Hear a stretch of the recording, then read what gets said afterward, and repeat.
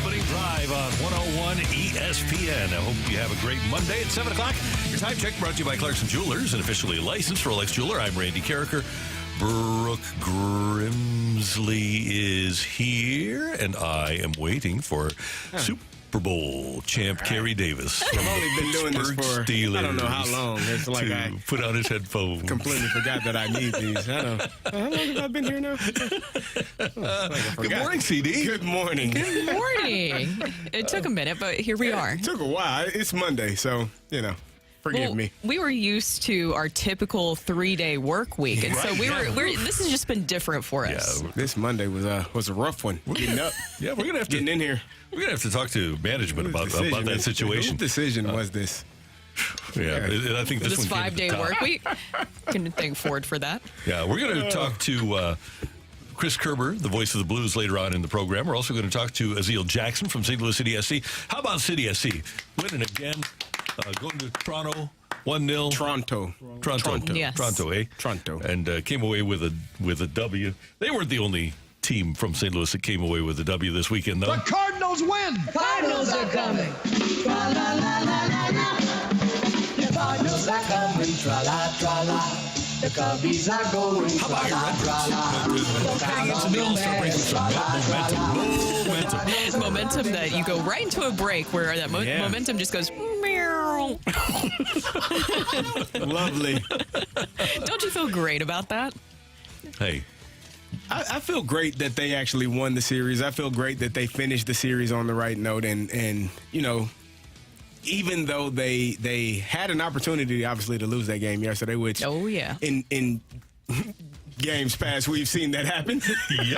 They were able to actually win. So that's a wonderful thing, in my opinion. You're saying that fundamentals typically matter, or they could also cost you a game. Is that what you're saying? Brooke, yes, I will say that. I will agree with you there. I think fundamentals do matter. I think doing the basics matter. Over and over and over. It's called consistency. It's a nice word for our St. Louis. Yeah, Rock, I feel like we've been missing that this season. Yeah, a little bit. but 3 errors, no earned runs allowed, although 3 runs were allowed, and you still win the game, so it's not that big of a deal. Nah, I think it is. If it was a one-game issue, maybe I'd feel a little bit better about it. But I think it is an issue. Yeah. The red-hot Willson Contreras hit a home run in the 4th inning to score Nolan Arenado, give the Cardinals a 2-1 lead. Back come the White Sox with a couple of unearned runs to take a 3-2 lead. The Cardinals, on a ground out by Alec Burleson in the 9th, tie the game, send it to extra innings.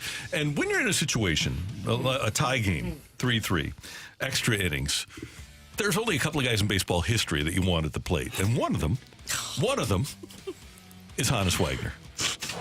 Drives that one down the left field line. That's going to do some damage. Around third is Gorman. The Cardinals have the lead 4-3 with 1 pitch. Our buddy Chip with the call on Bally Sports. Brooke, why are you laughing? Because the reincarnation. I mean, how is he still playing after all these years? And decades and like over 100 years, right? Doing well. Yeah. He's great for over 100. 2 for 4 in the game with that game-winning RBI. Hello. Legends never die, Brooke. There you go. That's true. Yep. That's true. And Jojo Romero. Now, if you are, I'm not a fluent Spanish speaker, but isn't this ho-ho? I'm going to stay out of this one. I'm going to say JoJo. Okay. I see. I can see the confusion, Randy. Okay.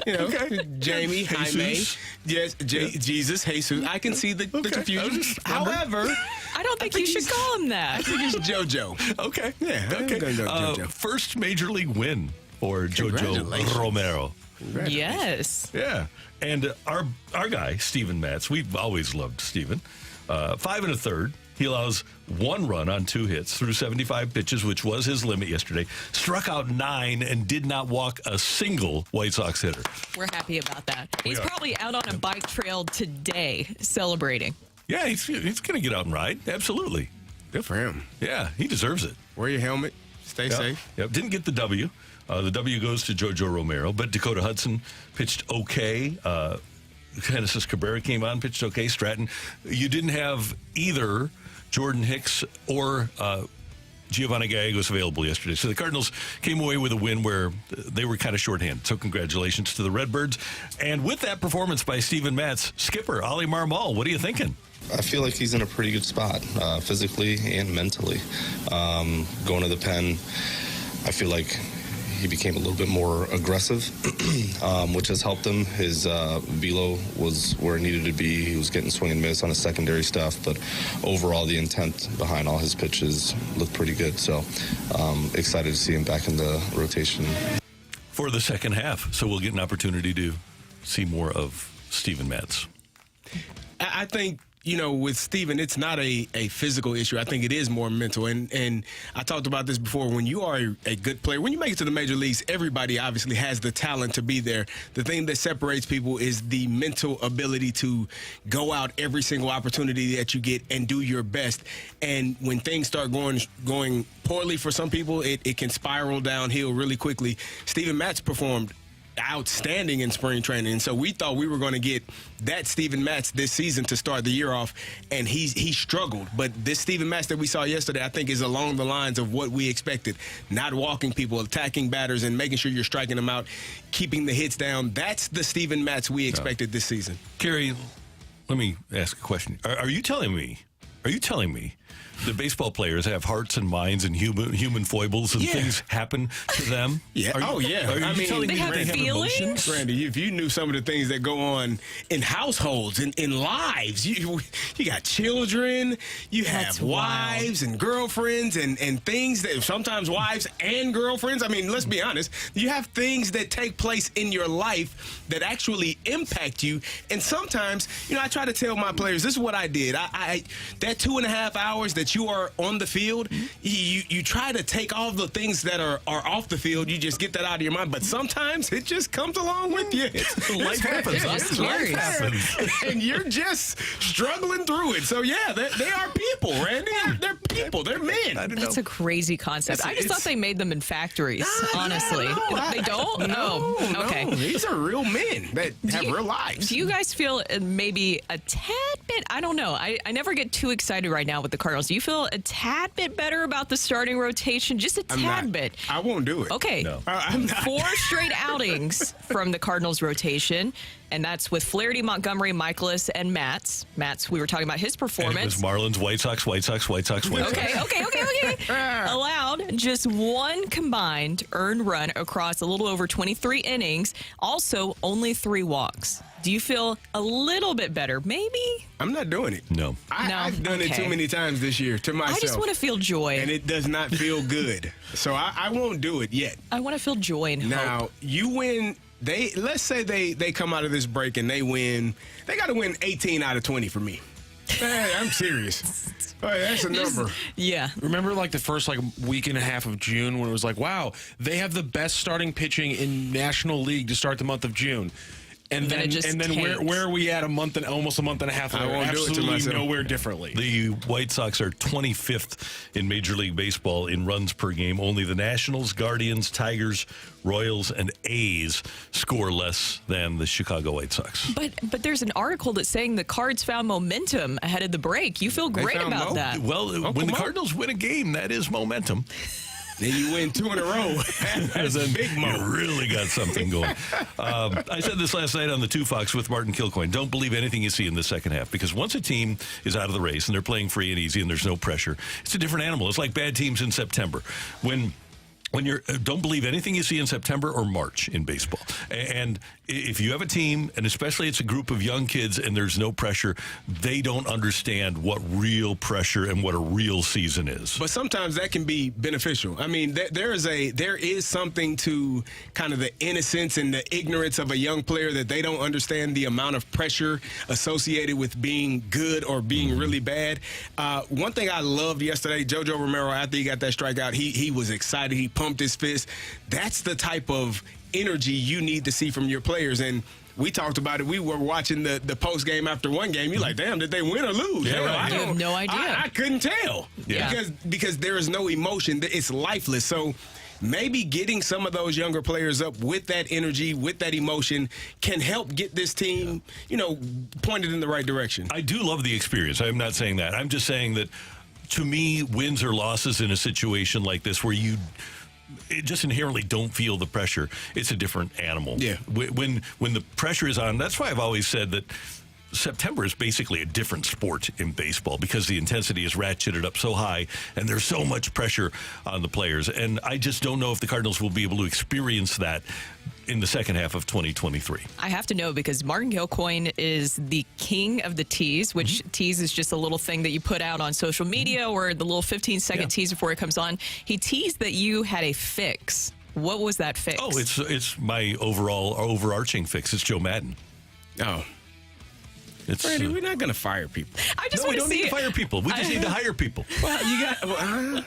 yeah, Yes, go ahead. Huh? In order to hire him, you have to fire someone, don't you? No. So you're just going to move him to the side? You can reassign. You can always reassign. I don't know. shuffle people around. Yep. I don't know that. Yep. You hire a president of dugout operations. What a title that is. It works, doesn't it not? I guess so. I just haven't fired anybody. You're just going to move someone. He's not the manager. Well, he's President the manager, of but dugout, what is it? He's just got a superior. Podo. Yeah, Podo. Oh, I don't like that. I don't like that acronym. Cardinals did take an outfielder in the draft last night. Chase Davis from the University of Arizona, 21st overall pick. Hit .362, 21 homers, slugged to .742 in his last year in college. Harold Reynolds said he had the best swing in the entire draft, and his swing looks exactly like Carlos Gonzalez. Cargo. So it's if you ever watch Carlos Gonzalez hit, then you see Chase Davis hit. And I was on the Zoom with him last night, and just an effervescent kid. And so it'll be fun to have him in the Cardinal organization. Saturday, St. Louis City SC keeps rolling. They with a clean sheet. Did we shut him out, or did we get a clean sheet? I don't know how it works. I'm not a... It's a clean sheet if you shut him out. clean sheeted him? We clean sheeted them. Okay. 1-0 was the score in the Kits on the pitch in Toronto. And here's why he called it a clean sheet, because Aziel Jackson got on the scoring sheet for St. Louis City SC. First of the but season. it was a clean sheet for the other team. There we go. Nice. There we go. See what you did there? City is in L.A. today as they face off against the third in the West, LAFC. City's goal differential +16. LAFC is +6. So go City. And Allison Corpuz won the first ever Women's U.S. Open that was held at Pebble Beach for her first LPGA title yesterday. Congratulations to her. And you're up to date. We're off and running here on the opening drive on 101 ESPN. By the way, you can watch us on the YouTube. Just go to youtube.com and type in 101 ESPN STL. You can subscribe there at 101 ESPN STL and watch us every single day on the opening drive on 101 ESPN. Also on the app, you can send us texts with the Air Comfort Service text line 314-399-9646, 314-399-YO-HO.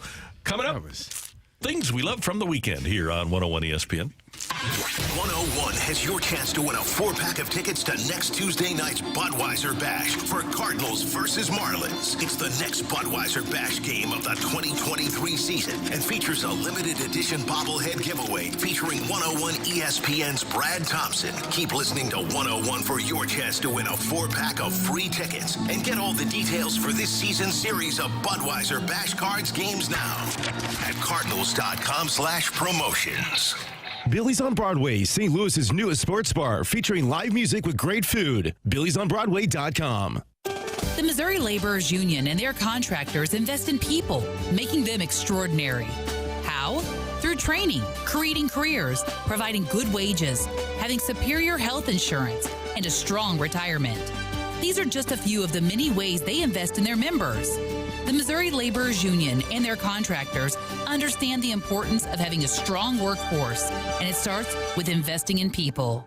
Go to buildunion.com for more information.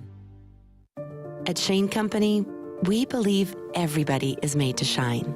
It doesn't matter who you are or where you're from. Shining is not for a chosen few. Like a rare gemstone, each one of us was created under just the right set of circumstances. Your moments, your milestones, your love story, all deserve to shine bright. You don't need an occasion or an invitation. You and your life are the event. At Shane Company, we handcraft our jewelry with the greatest care and hand select the most beautiful gemstones so you can shine. So put on a pair of earrings that make your eyes sparkle. Wear diamonds that light up the room. Try on sapphires in every color of the rainbow. Give an heirloom that collects new stories with each generation. We're all made to shine. Shane Company, fine jewelry since 1929. This is the sound of Dan's phone. He's chatting with his bank, BOS. Dan just noticed a fraudulent purchase on his account. But Dan isn't worried. He knows BOS goes above and beyond for their customers. You can hear it in his calm typing demeanor. Yeah, he's got this. For banking support when you need it most, make the bold move and switch to BOS today. Visit bankwithbos.com. Member FDIC. Sign up to play fantasy football with Adam Wainwright, Tommy Edmond, Lars Nootbaar, and others during Big League Impact's 2023 fantasy football season. Help support some fantastic charitable causes and show off your fantasy skills with a chance to win prizes all season long. Space is limited. You can find all the details on how to sign up for Big League Impact's 2023 fantasy football season now at 101ESPN.com. Deep left center field to the track, the wall, and it's a gunner. Goodwill and the St. Louis Cardinals have once again teamed up to send you to a game with half-price tickets. That's right. All you need to do is donate your clothing or household goods to your local Goodwill. Your donation will get a ticket voucher to redeem for half-price tickets to a game this year. There's a Goodwill in every community. To find a location near you, visit mersgoodwill.org. Give hope, give local, give Goodwill. This is the one.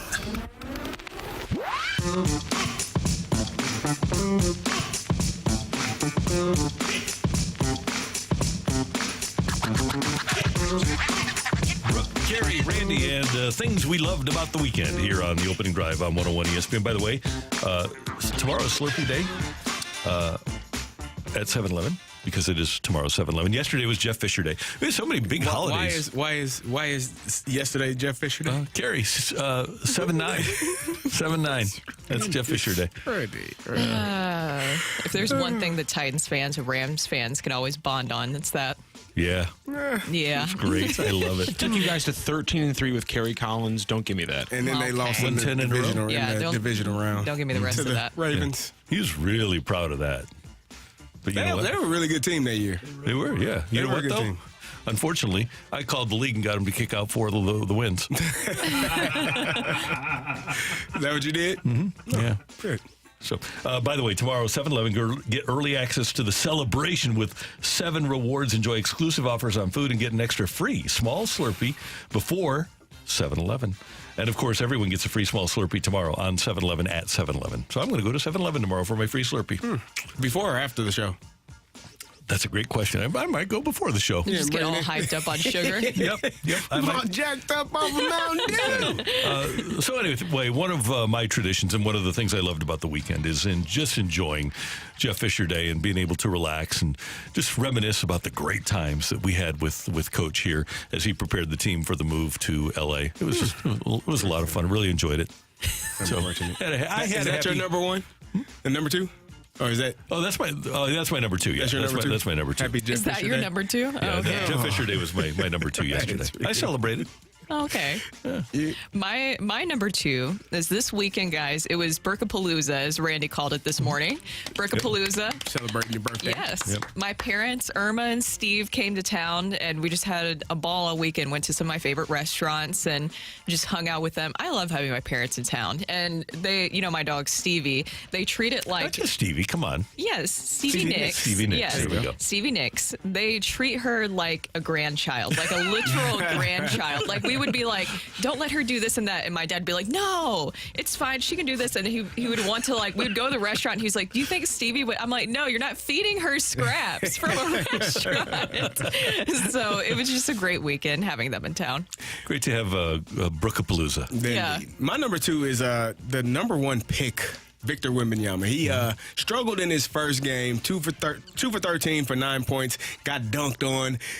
It seemed like they were coming after him. But second game, 27 points, 12 rebounds, looked more like what we all expect him to be. He's going to be a really good professional. And Greg Popovich signing a 5-year extension for the San Antonio Spurs. He's 74? Mm-hmm. Wow. I can't believe that. 74 years old, 5-year extension, $80 million. He's going to see this thing out. He's going to make sure that Victor is going on the right path before he decides to step off as the head coach of the San Antonio Spurs. That was my number 2. Watching that, seeing those guys.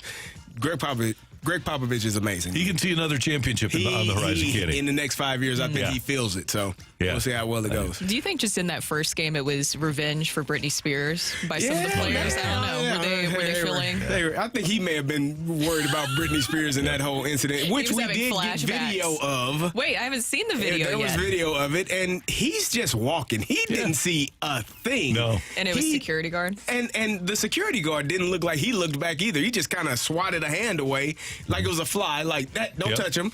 And, you had this big whole ordeal. So it was a kerfuffle. Yeah. A kerfuffle. Yep. Guys, my number 1 is the Cardinals' number 1 pick last night. Left-handed power hitter Chase Davis out of the University of Arizona.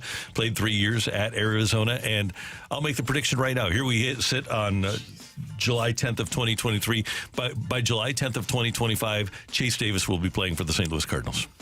In the outfield? Yes, he will. 2025. Okay. 2 years from today, he'll be in the major leagues. 5 months older than Jordan Walker, right? Yep. So I assume that he's going to have a different path, kind of get a little bit more of a jump start. Well, because he had the college ball, so he'll probably start up a little. And remember, Jordan, when he got drafted, High A. Well, Jordan had the COVID year, so he didn't play any ball in the year that he got drafted.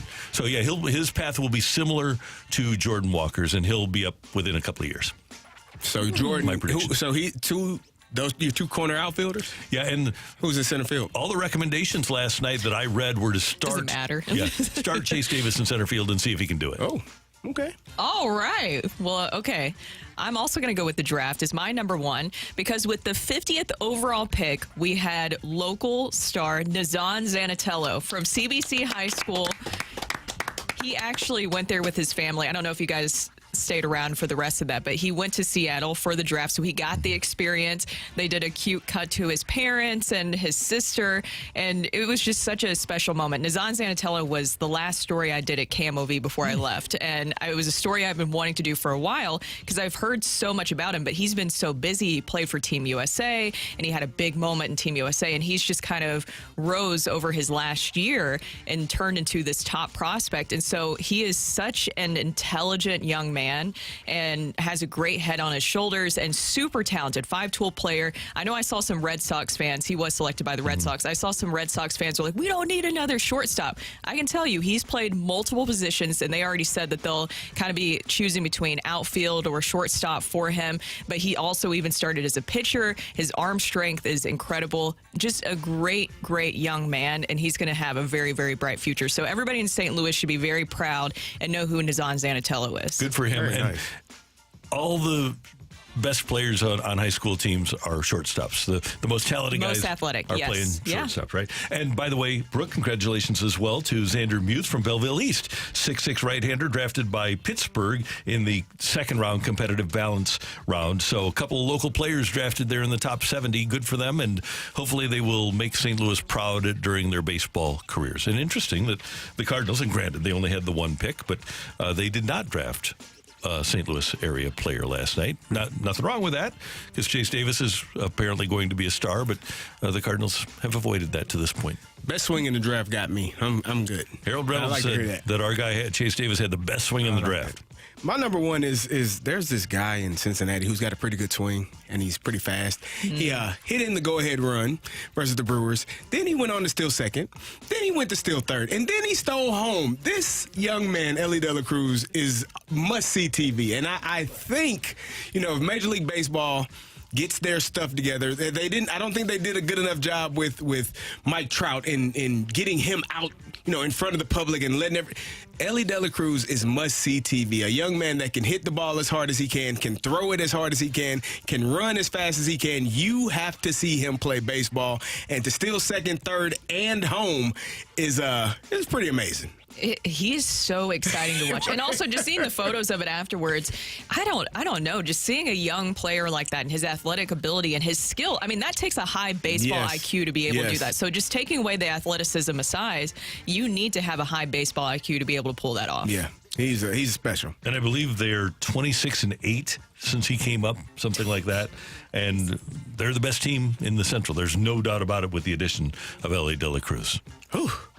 Watching him and Jordan Walker over the next few years is going to be fun. Yeah, in the National League Central, yeah. It's going to be fun. Yeah, I wonder, just where we're headed here with the National League Central. There's a lot of Pittsburgh, they brought up Henry Davis, former number 1 pick overall, or, the catcher.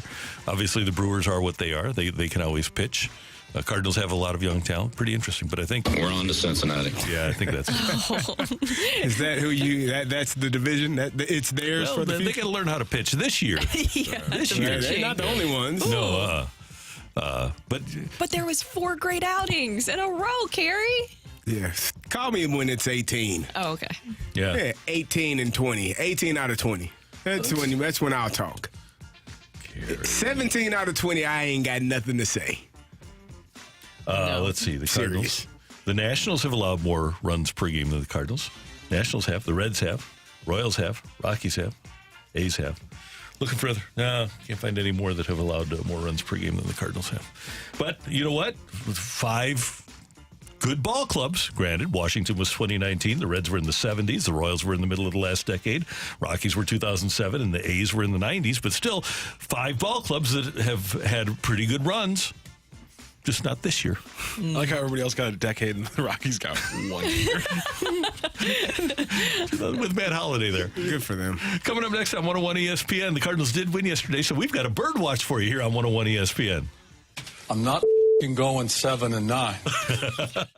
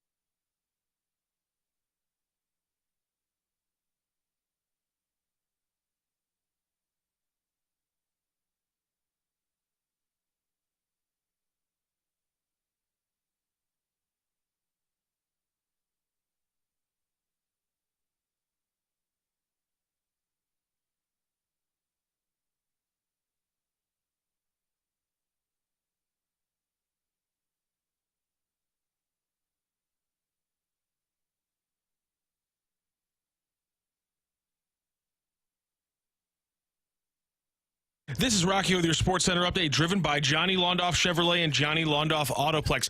The Cardinals with a 4-3 win in extra innings over the White Sox yesterday to take their final series of the first half, 2-1 over the Chicago White Sox. Obviously, it's All-Star break now, and you can hear the first of the festivities with the Home Run Derby tonight here on 101 ESPN. Coverage starts at 7 p.m. Also, over the weekend, St. Louis City SC with their third win in a row, 1-0, I should say, this time over Toronto FC in Toronto. AZ Jackson gets the first goal of his MLS career in just his third start, also his third straight start.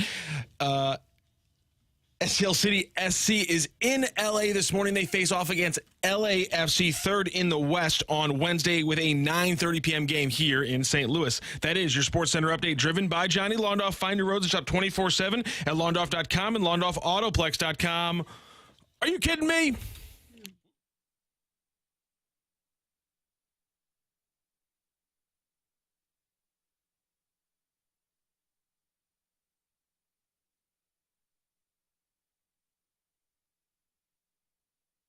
On the opening drive.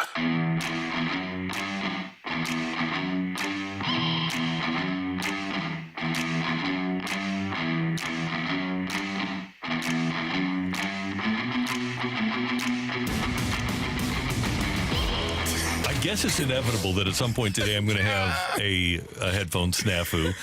Kerry was late in getting his headphones on, and then during the break, Brooke, where did you get those headphones? Nothing's wrong over here. If you're listening, nothing's wrong. If you're watching YouTube, you might see something a little bit weird. Your headphones are askew. I gotta quit hulking my headphones That because was this very is strong. They snapped. They snapped big time. This is the second pair of headphones that here. I'll put it close so Okay, that there you people go. can see on the tube. Brooke smash. I just gotta quit. I'm so strong, guys. I just gotta quit hulking my headphones. Okay. I'm glad we're on. I'm so excited that we're on YouTube and people can actually see our faces and see the things that go on. Randy, you had some broken headphones for a while. Yeah. Brooke, you clearly. This is the second. Remember my first pair, and I just taped it together. Yes. Yeah, duct tape. Great. This is fun. It's great because it's going to be in the shot the entire show, too. Yeah. So it'll be I'll fun. tape it up. Guys, here's my my little. It's not even going to be a bird drop. It's going to be a bird watch. Okay. I am happy. Okay, and granted, I will tell you this ahead of time, that you guys know that I am a Paul DeYoung guy. And Paul AD is not having the best month of July. He's hitting only .212 with a .589 OPS in 38 plate appearances. All right, and on the year, he's not having the best year ever either. And he's probably not having the best 3 or 4 years. However, and there's always a however, here's what you need to know about Paul DeYoung.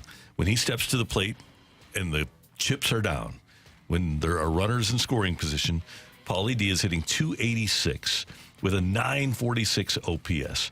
He has 4 doubles and 4 home runs with runners in scoring position, 20 RBIs in 49 at-bats. So what you need to do is get Paulie D into the middle of the lineup so that he's hitting with runners in scoring position. If you put him in clutch situations, he's going to deliver at an extraordinarily high level, and his numbers will more closely approximate those of the late, great Hannes Wagner.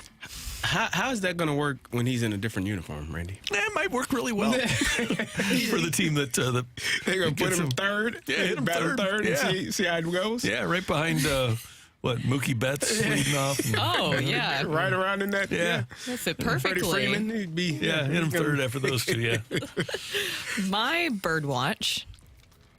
Sorry, my bird is late to arrive. My bird watch is Jordan Montgomery. How much did you guys panic this weekend when you saw that Jordan Montgomery had to exit the game early? Oh, my God. We might finish in last place if we don't have Jordan Montgomery.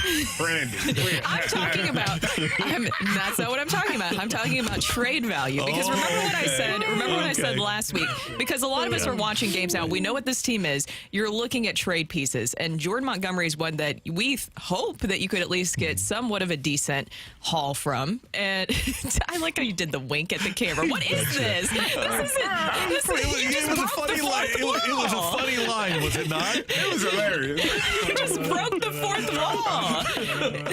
You're not supposed to do that, right?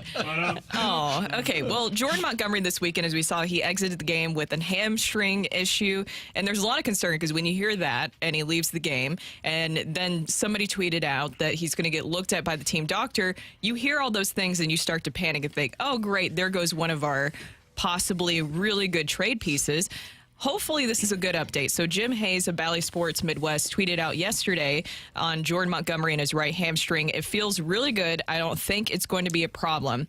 He'll get it checked out by the team doctor in St. Louis last night. So hopefully with this All-Star break, the timing of it, that he will be able to return and it won't be an issue. And he's still going to be something that you could look at when it comes to possible trades.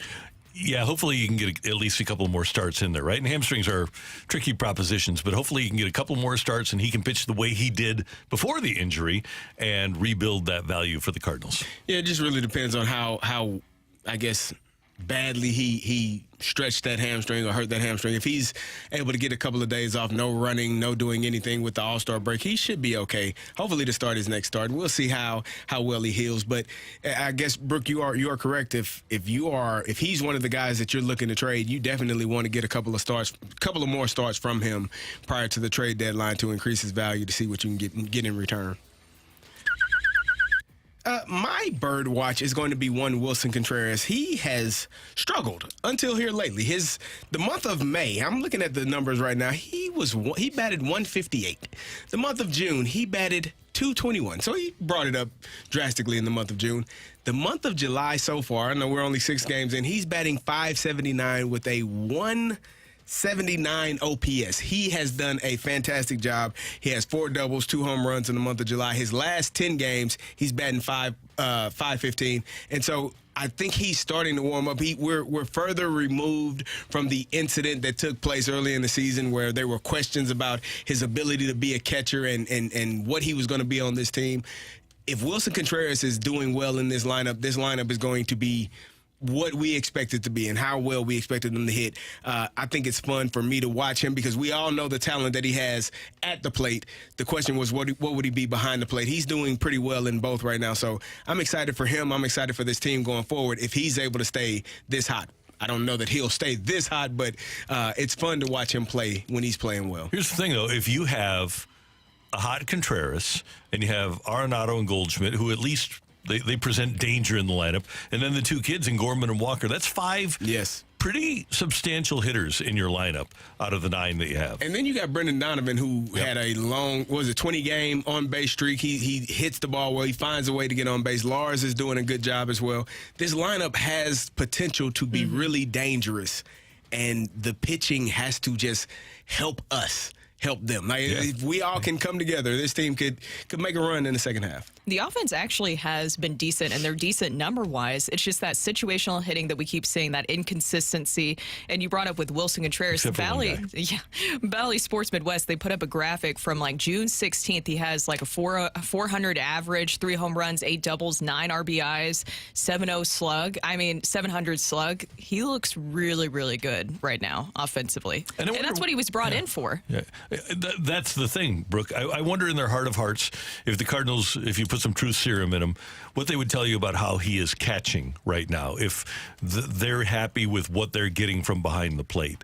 And he, just like any other player, pitcher, needs a game plan. And as A.J. Przinsky told us last week, it was Yachty doing all of that stuff. Yes. And who's doing that now? I don't know, but apparently there was some thought, based upon what they said when they benched him, that they thought that Contreras was used to doing that, and he's not. So they need to have somebody to develop those pitching and catching game plans going into a game. Otherwise, you wind up with one of the highest ERAs in the first inning of any team in baseball. Oh, Randy, I didn't play catcher in the big leagues, right? But if I tell you to throw this pitch here and you throw that pitch somewhere else, is that my fault? No. So the location, as what we learned earlier, was not great from the pitchers. Yeah. The conviction in the pitches that they were throwing was not great. So, it's everybody involved. No doubt. It's never one play. It's never one person. For you to put it all on, and I'm not saying you, but for people to put it all on one person and saying this is the reason, hell no. No. It's all of them. And all of them have to sit down collectively and decide we're going to figure this thing out or we're just going to complain and not get it done. And there's 2 things. Number one, obviously Yadi was a unicorn, right? Because he's a savant. He knew the weaknesses of the other hitters and the strength of his pitchers, and he combined them and got the most, and that's why he always had a lower ERA than the other catcher on his team.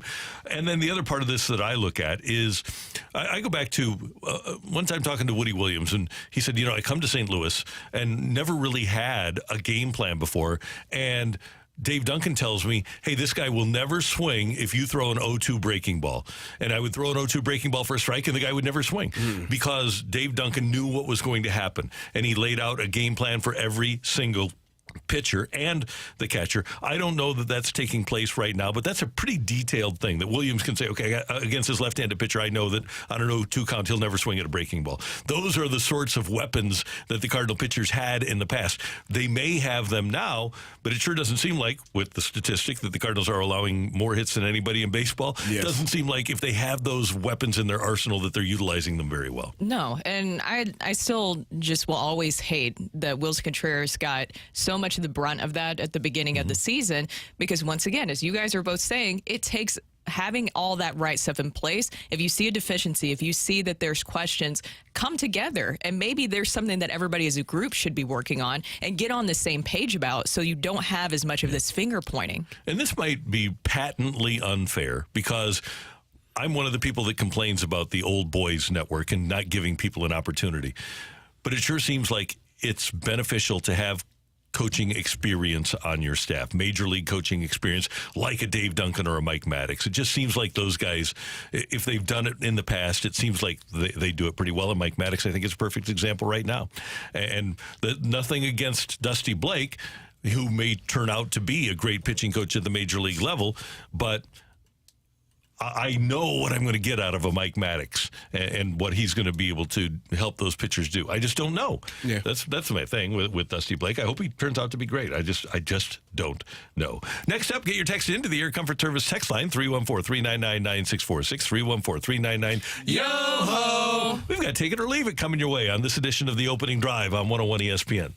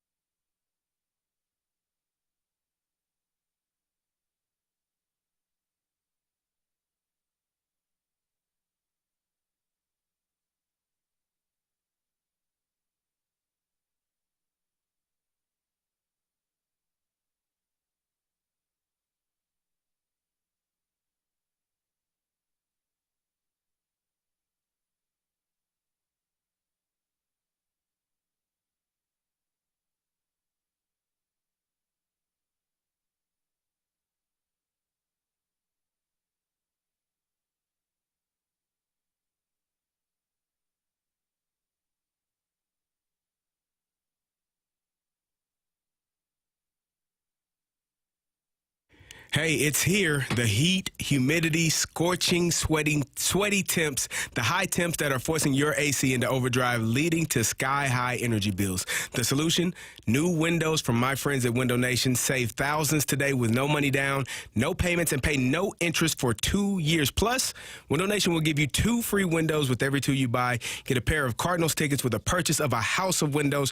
Protect and increase the value of your home today. Call 866-90Nation or go online at windownation.com. Did you know that new windows can save you up to 30% on your energy bills? It can increase the value of your home by $12,000 and give you those jealous neighbors.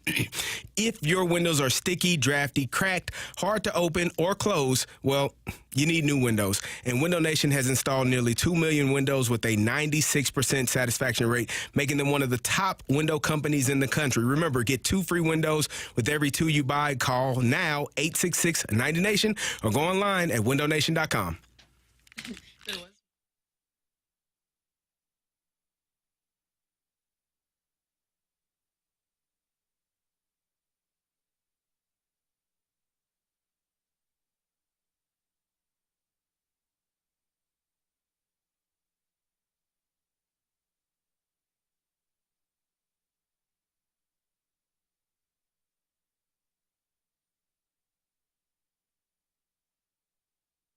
It's time for Take It or Leave It. Want to say something? Want to put it out there?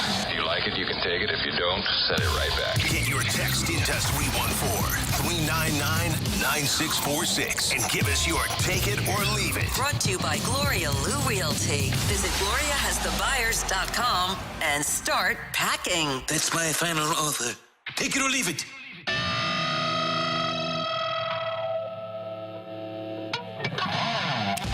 Time for Tioli. Get your text into the Air Comfort Service text line 314-399-9646, 314-399-YO-HO. Okay, kids, sweet couple alert.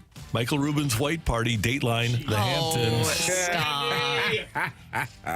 According to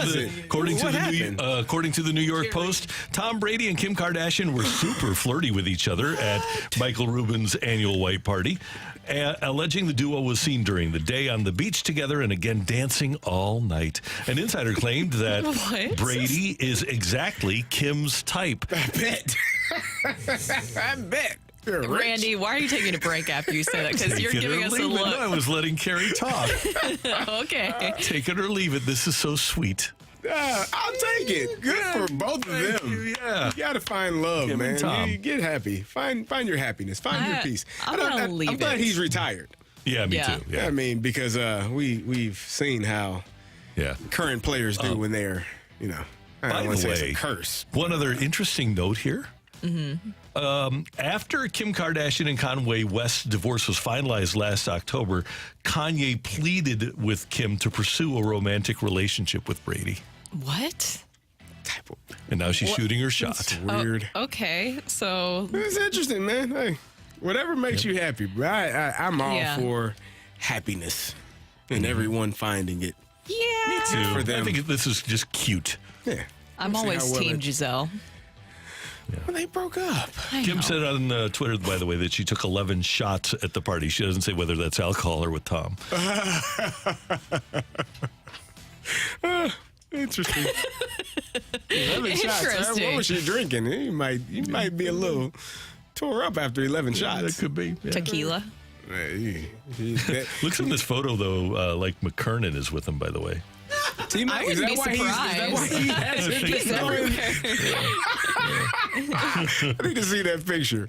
Here. Let me see. What you got here? There you go. Okay, I can see that. Let me see. Yeah, there you go. Oh, well, yeah, that's the guy. That's, Oh, is that that's Michael Rubin? Yeah, that's Michael Rubin. Oh, okay. I forgot what he does. Oh, he owns Fanatics. CEO. So Which, by he's the way, I thought was person the guy who bought the Commanders. Josh Harris. Oh. I thought he was Fanatics, who owns the Sixers and the Nets, right? There might be multiple people involved. Yeah, probably, yeah. So, congratulations. We need to throw a white party. We need to throw an opening drive white party. I agree. Or get invited. We should go like Stephen A. Smith did and be frustrated that we didn't get invited to the white party. It's true. He's very upset. Should be. My take it or leave it. We talked about Victor Wembanyama earlier and the San Antonio Spurs, and I'm looking at this Western Conference. You got the Denver Nuggets, who obviously just won a championship. You still got the Golden State Warriors. The Los Angeles Lakers are, I guess, on their tail end. The Phoenix Suns just added Bradley Beal with Kevin Durant and Devin Booker. If Memphis gets their act together with Ja, they'll be there. And then you got Dallas with Luka and Kyrie. Take it or leave it. In this 5 years that Pop just signed this contract extension, they will not make it to an NBA Finals. I'm going to leave that. I'm going to say they do. I'm going to say that people will want to play with Wembanyama, even though it's in San Antonio, and guys love Pop. Go back to Damian Lillard. Yeah. He said that he's intrigued by San Antonio because he wants to play for Pop. You got the Sacramento Kings, too, who I left out, which is a very good club. Young team on the rise. Yeah. Who's their coach, though? Mike Brown. They aren't going to the finals. Oh, he's been to the finals. He's won a championship. Has he? He won a championship. He's a good coach. Yeah, he's a good coach. Yeah. Okay. He's a good coach when he's got LeBron. Well, and Steve Kerr. Yeah. I mean, Stephen Curry. It helps. And Steve Kerr. Take it or leave it. I'm going to kind of take Randy's lead with this, with the little, sports and pop culture twist. Have you guys seen that Josh Allen has been busy canoodling with singer Haley Steinfeld? I have not seen this. So they've been in Mexico canoodling in a hot tub, and this has Buffalo Bills fans up in arms because they want their quarterback focused on one thing, and that is winning championships in football and not canoodling in a hot tub with a pop singer. Take it or leave it. This might affect him this season. Leave it. Leave it. Come on, Bills fans. You're better than this. Listen. I love a good curse story because remember, you had Mariah Carey and the curse with Jeter, right? Yep. And then you also had Jessica Simpson with Tony Romo. Remember that? I don't know. They It doesn't typically work out. During the playoff bye, they went to Mexico together. I find it intriguing that fans, they want their athletes to do football, basketball, baseball, whatever their sport, like 24 hours a day. Like there is no room for anything else. Why aren't you playing football and practicing right now? I'm eating dinner. Why aren't you playing football? I'm taking my kids out to the park. Like there is a mindset that you should do nothing other than your sport. And how dare you have a life? But here's the thing, CD. Those same fans that are complaining wildly about Josh Allen and Haley Steinfeld, the fact that Allen is going to every single major and spending 5 days at every major site so that he can follow golfers around being on his feet for 8 hours a day, they aren't bothered by that at all. But he's laying around with Haley Steinfeld. Yeah. Oh, you got to be in Buffalo. But according to this Page 6 article, they're getting steamy on their Mexican vacation. Very nice. Josh. Yeah. Good for Josh. All right, let's see if the text line can beat that. Matthew, what do you got? Yeah, I don't think I got anything as steamy as Haley Steinfeld and Josh Allen now, Randy. Steamy and canoodling. Canoodling. I love that word. That's a good word. Take it or leave it. Jordan Walker should be in the 2 or 3 hole the rest of the season. I'll take it. 2. Where are you going to third. put? Okay. Arenado 4. Contreras 5. Yep. Where's Gorman? 6. He's worked his way out of that. I'll hit Gorman 5 and Contreras 6. Who's first? Is that Brendan Donovan? Brendan Donovan. I like Brendan Donovan. Yep. Leading off. I'll take it. Yep, man, the pitches that Jordan Walker will see hitting ahead of the Goldie. The defending MVP. Yeah. It's almost like they should have done that earlier in the season. Oh, come on. With how abysmal the first... What? I don't know. He was hitting the ball on the ground. His launch angle wasn't good. Hard. His launch angle wasn't one of the good. hardest hit rates Is it a lot better right baseball. now? His launch angle magically improved by a bunch? Yes, everything's Everything fixed. is fixed, Rocc. Just everything going straight. Okay.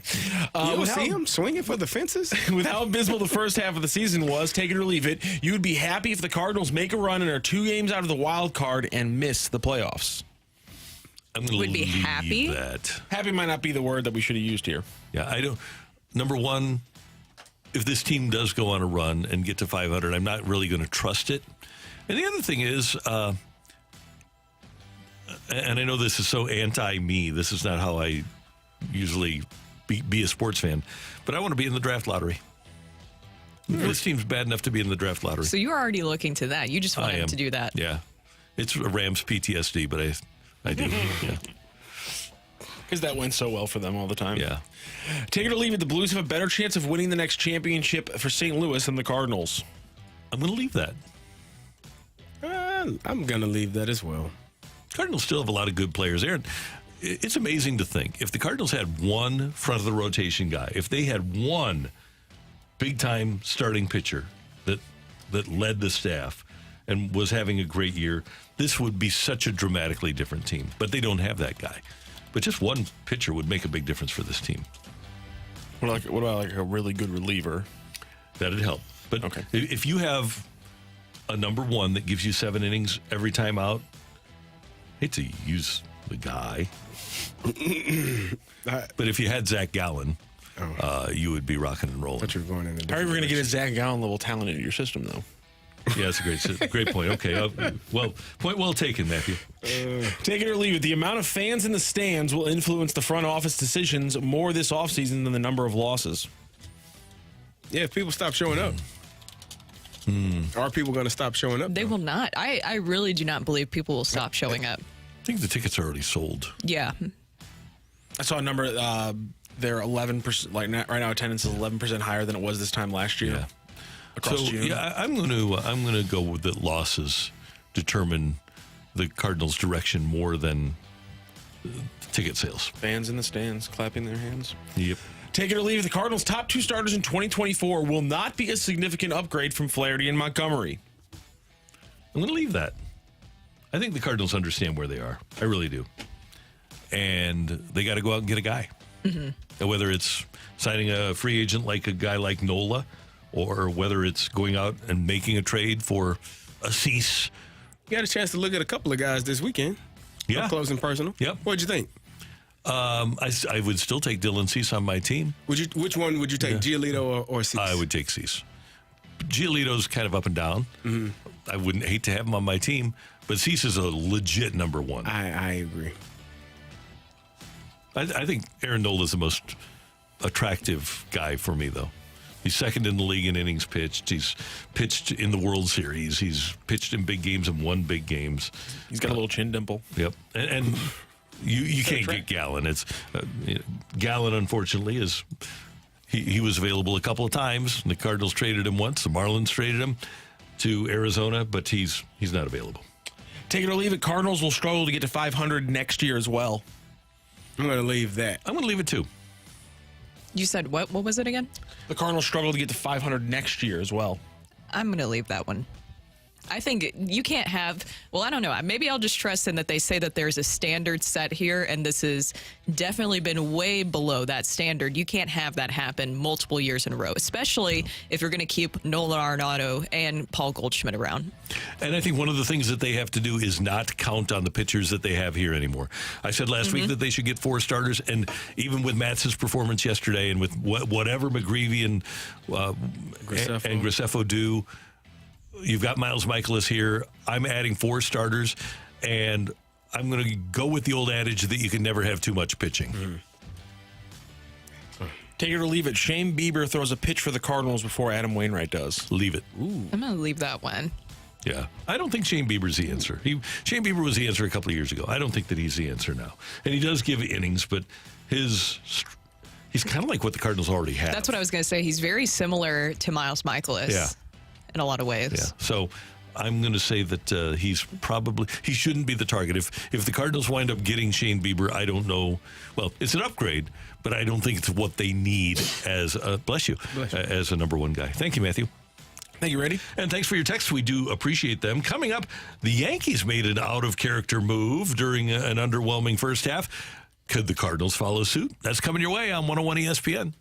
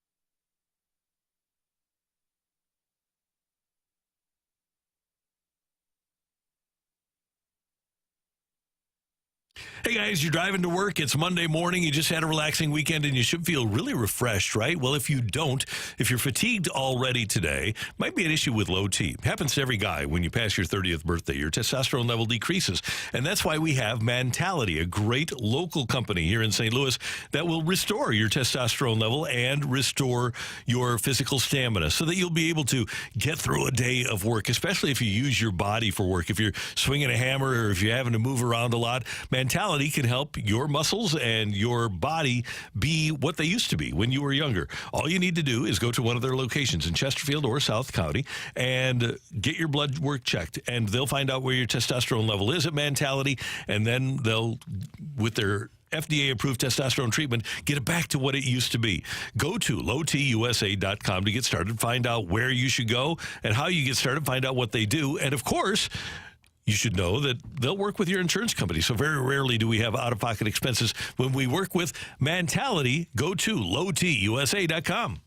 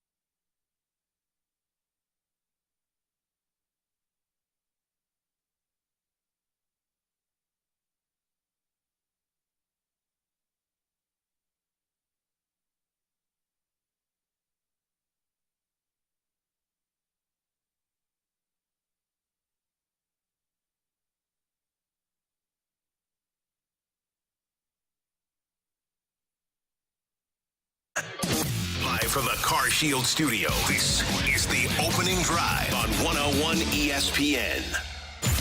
A fresh perspective on the day's top stories. It's the opening drive's fresh take. Brought to you by Schnucks Rewards. Reward yourself. Earn 2% back on every purchase with the Schnucks Rewards app.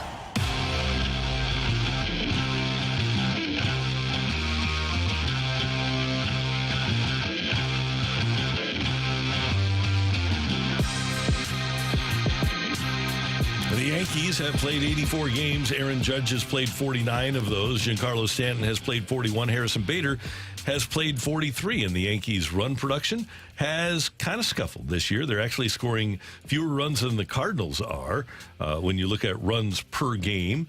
For the Rangers, tops in the league, 5.84. You have to go down to the Yankees at 4.40. Yankees are scoring about a run and a half less per game than the front-running Texas Rangers. And, oh, by the way, even the Cardinals are scoring more per game than the Yankees. Cardinals at 4.61, Yanks at 4.40. This has precipitated the Yankees firing Dylan Lawson, their hitting coach, yesterday. The first time in Brian Cashman's general manager career, which started in the late 90s, that they have fired a coach during the season. Usually always the Yankees let the season play out. The Cardinals in the past have fired coaches during the season, and the results really haven't changed that much. I would think, let's talk about the Yankees first. Should you blame a guy that Aaron Judge is hurt? Should the hitting coach be blamed for that? No. They score a bunch of runs when Aaron Judge is playing. Yeah. I don't think, he broke his toe, stubbed his toe, hit his toe on the wall. I don't think you can blame the coach for having your star player not be in the lineup for the last, 2 to 3 weeks, almost a month now, isn't it? Yeah, he's missed half the season now. That is a lot of a time that he's been out. And, but, Randy, we understand that it is a business, and I've said it before. Sometimes coaches get fired when players aren't performing well, even though it's not the coach's fault. Right. So we understand that's part of the business, unfortunately. I thought it was really interesting, some of the comments that Brian Cashman had in regards to why they decided to do this, and how he acknowledged that it was uncharacteristic in a lot of ways to do this during the season. But he said, I feel like we have a lot more potential than we've shown. Injuries notwithstanding, we've gone now for a long period of struggles, but I think our philosophy per se is get guys on base, slug, and dominate a lot of those categories, which ultimately lead to usually a lot of runs scored. I just think that that's really good that they are letting it be known that we have a better standard than what you are seeing currently, and we got to figure something out. There needs to be a different messenger. He also mentioned that to push this team forward, because this is not acceptable anymore. That's something I want to see the Cardinals do. So the Yankees, Brooke, are 20th in runs scored. The Cardinals are 25th in baseball in earned run average. And I believe this is an apples-to-apples comparison. The only difference is that Dylan Lawson has been around for 2 years, and this is Dusty Blake's first year as the head pitching coach for the Cardinals. But you are in, at the end of the day, as Kerry said, a results-oriented business. And the Cardinals do have an extremely highly paid staff. So somebody thought highly enough of those pitchers. They thought they were talented enough to give them a bunch of money. Well, if you think they're talented and they're not performing, then it seems like you got to do something, right? Seems like that to me. You have to. And that's where things a lot, I keep going back to pitching, right? And I'm not cheering for anybody to lose their job, but this cannot... Brooke is our rehomed. Okay, rehomed. Is that what we're going with? Yes. But the pitching this season for the Cardinals has been an issue. And I know that that does have to do a lot with the pitchers and themselves and their performance, and that's on them physically and mentally on what they should be doing. But it also calls into question when you have an entire pitching staff underperforming in that way. And you can look at the numbers, especially starting pitching. And we even talked about last week, the ERA in the first inning for the Cardinals starters is one of the worst in Major League Baseball. That sounds like a preparation issue to me. And there needs to be a standard held amongst the staff and even the players, but also going back to the staff. Well, and Kerry, I know that you put it on the players a lot, but the fact of the matter is, and we can put it on the players, but if it was always on the players, then a coach or manager would never get fired. Well, I mean, I think that's just the byproduct of it. If guys aren't performing well, people are going to get fired. And if you can't fire somebody that's making $30 million a year, which is hard to do. You're going to fire the people because it's. I told you this before. Bruce Arians used to yell at Nate Washington a lot because he couldn't yell at Santonio and Hines Ward. That was his guy. But he knew, and Nate knew, that this is not about me. This is about Tone and Hines. Those guys messed up. But he's using me as an example. It's a similar mindset. You can't fire again somebody that's getting paid $30-35 million a year. So who the hell can I fire? You, it's your fault. Why isn't he doing well enough? I don't know what the hell is wrong with him. You figure it out. But that's how it happens. I was reading this text. Janet had a very good question, I thought. She said, I think the bullpen failed us more than the starting pitching. Do you think it's more the bullpen or the starting pitching that has been the failure for this team? Because you've had, where we at 17 blown saves now? Well, Randy kind of spoke into existence another blown save. What was it? Yes. Because you said 19 and then it happened. We're at 18 or 19 now. Well, I think, and I believe it was Friday night. And he called it. I believe he called it again with the 5-0 lead. Yeah, I believe he called it again in the actual text later on the show. And he said the Cardinals are losing this baseball game. I believe he texted that about 5-2 at the time. Yeah. He said the Cardinals are losing this baseball game on Friday night. So he doubled down on his prediction, and he was 100% correct. And the bullpen issues are myriad. Number one, your starting pitchers aren't giving them, even though the starting pitchers have thrown a lot of innings, with this particular bullpen, we can look at all the innings that the starters have given the Cardinals or did early in the season. But the problem that the Cardinals have, that many other teams have, is that they're kind of locked into the group of relievers that they have. Most teams have a shuttle that's going back and forth between their minor league team and their major league team. The Cardinals have so many guys that don't have options that you can't send a Stratton down. You can't send a guy who goes, well, and you aren't going to send Gallegos, Hicks, or Helsley down. But you can't send a Stratton out. You've got Romero here because you've got other injuries. You've got too many pitchers that don't have options, and they haven't had an appetite so far to send Palante down, right, despite his struggles. To me, there should be more of a churn on a regular basis in that bullpen so that you have a fresh arm or two all the time, and the Cardinals just aren't set up with roster construction to be able to do that. And you can also point back to, remember early in the season we were talking about the starters and how they're having to exit the game early, or they're not able to do what they need to do early on. We're like, man, well, this is going to absolutely kill the bullpen later on this season because they're being used so often and in many different situations that you typically wouldn't see. Of course, the blown saves is not something that you want to see, but I still think that it just goes back to the starting pitchers not doing their job properly, where it falls too much on the bullpen. And you could even look at during that long stretch of games that they had, where how they utilized the starters, that extra starter also, that affected the bullpen. Which bullpen member do you trust most? Taking Helsley, Hicks, and Gallegos out. Okay. Who do you trust the most? I mean, Palante has had some tough times. Stratton, I think would be, the guy that I trust the most. Yeah. Verhagen had some troubles. Who did I say? Palante. Who else? You had Woodford, Cabrera. Yeah, Jake Woodford's got a 5.67. So who do you? I think the middle relief is one of the main issues that they've had. I mean, Chris Stratton really is the one guy that you can say, hey, he's going to get out of an inning. He's going to keep you clean. He's not going to walk or allow a bunch of hits. Other than that, when you put any of those other guys in, you're just crossing your fingers and hoping that it goes well. You put Alec Burleson in a game, you got problems. Oh, yeah. We're down by 12 at that point. His earned run average is 21.6. He's not great. No. I was so excited to see him. I don't get excited seeing Burleson come out there. I'm sorry. I know it's so painfully bad. But going back to Cashman and the way they handled it, I liked how they said they weren't placing blame specifically on him. The way that they were phrasing it is that maybe they need a different messenger. This offense, these hitters, they need a different messenger. And they even said they're going to look outside of the organization for his replacement. Yeah, there's two names. Outside of the organization. Yep. And the Cardinals, when they've made moves during the season, remember they brought up Mark Badaska. They brought up, what was the guy's name? There was another one within the last couple of years that they brought up. Oh, Jobu. But they always work from within the organization. I'm really intrigued to see what happens with the Yankees and whether or not the players that are playing now, minus Aaron Judge, get any better. And all of a sudden, Judge comes back and this guy looks like a genius. Yeah. The new guy. Well, and it helps. Yep. It helps. Yeah. You can't coach that, man. You can't.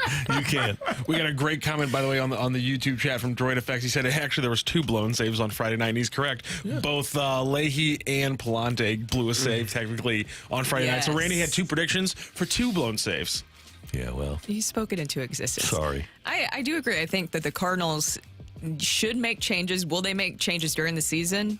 I don't know. I'm doubting it. I'm doubting it now because I would be expecting maybe something this week, but it doesn't seem that way. But defensively, especially with what we saw yesterday, that wasn't just a one-game issue. They're 24th in defensive runs saved in Major League Baseball. And also pitching-wise, those are 2 giant issues that I feel like have led to what we've seen with the Cardinals this season. And somebody does need to be held accountable for that. Yeah, ultimately. And they're... For whatever reason, there just doesn't seem to be much of a sense of urgency with this group. Hopefully that'll change, and hopefully they're quietly smoldering at the Cardinal offices, and we're waiting for that smolder to turn into a blaze. But one other thing, by the way, and I go back to my guy, Joe Madden, that 2015 Cubs bullpen. He just turned guys into good bullpen. Hector Rondon, Travis Wood, Pedro Strop, Justin Grimm. He had Motter there. Jason Mott was 8-1 for that team. And then he brings in people like Trevor Cahill and Tommy Hunter and turns these guys into Fernando Rodney at the end of his career. Well, not the end, but at the end of that year. Turns them into a good bullpen. And some organizations, some managers have the ability to turn guys into good relievers, or they can recognize qualities that will make a good bullpen. And this team is pretty stagnant with the group of guys that they have. They really haven't tried much in terms of turnover in this bullpen this year. No, not at all. That's Brooke. That's Carrie. I'm Randy. That's today's Fresh Take on 101 ESPN. Coming up, the voice of your St. Louis Blues, Chris Kerber, joins us on the opening drive on 101 ESPN.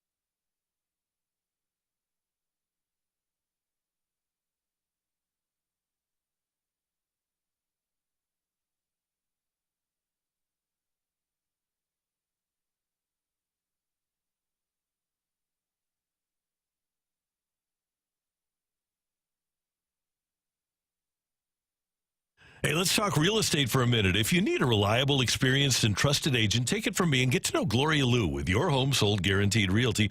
And here's why you should call, because Gloria already has your buyers. Gloria is able to guarantee the sale of your home in writing because she already has buyers in place, thousands of ready buyers. She has over 20 years of buyers in her exclusive database looking to buy in your neighborhood and in your price range. That's how Gloria nets you the most money and creates the highest demand, many times with multiple offers, which means more money in your pocket. Gloria sells for more and sells faster when compared to your average agent. Gloria Liu is not your average agent. She is St. Louis local real estate authority with 20 years of experience, hundreds of homes sold in just the past 12 months, and the only agent in town that I'd trust to sell my home. Call Gloria Liu at 314-325-6888. That's 314-325-6888. Or visit Gloria on the web at gloriahasthebuyers.com. That's gloriahasthebuyers.com. If you're considering selling your home, there's only one agent to call, and it's Gloria Liu.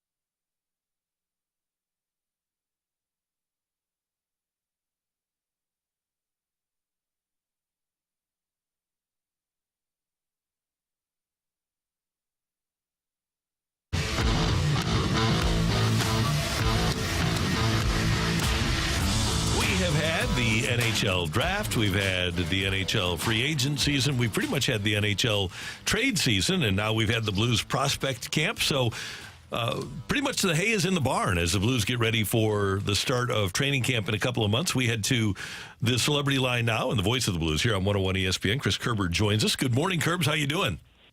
Randy, I'm awesome. How are you? Everything's good. I thought it was interesting yesterday, just coming out of nowhere, is the Red Wings trade for Alex DeBrincat, and he never officially asked for a trade. It's a great thing. Never asked for a trade from Ottawa, just said, I'm not signing with you. So they moved him to Detroit. What a nice pickup for the Red Wings. I hate it, but I like that they did it. Yeah, it's fascinating that somebody, with his skill can be on, his third team now, and you just watch I look at Artemi Panarin and some other guys, and these contract situations, and then also and a player's ability to pretty much say, look, I'm not going to sign an extension to you or with you is kind of their means of controlling their world to a degree. And so it was a tough thing for Ottawa to try and find a trade partner as the cap has remained flat for this final season of that agreement, and it took a while. So. It's a good trade for the Detroit Red Wings, and it makes me wonder moving forward just how much value certain teams are going to get when they're trying to trade for a player if they don't think that this player is going to re-sign with them. So in other words, do you start to pay less for rentals because of this type of situation? I would be inclined, but there's always going to be that team, isn't there, that thinks, okay, this is the guy that's going to put me over the top and win me a Stanley Cup.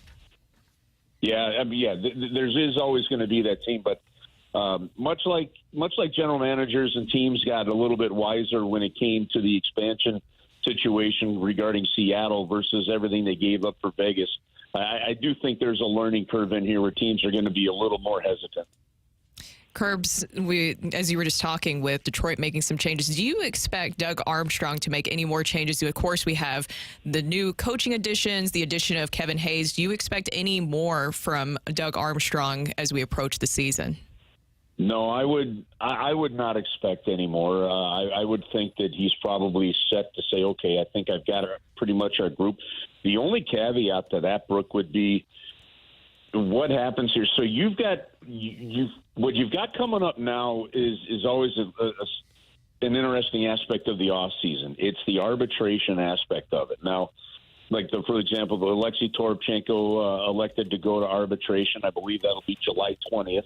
What you tend to see is rather than have an outside arbiter, determine the fate of a team and a player, it does happen. But you also tend to see the majority of these end up signing, an agreement before that date actually happens.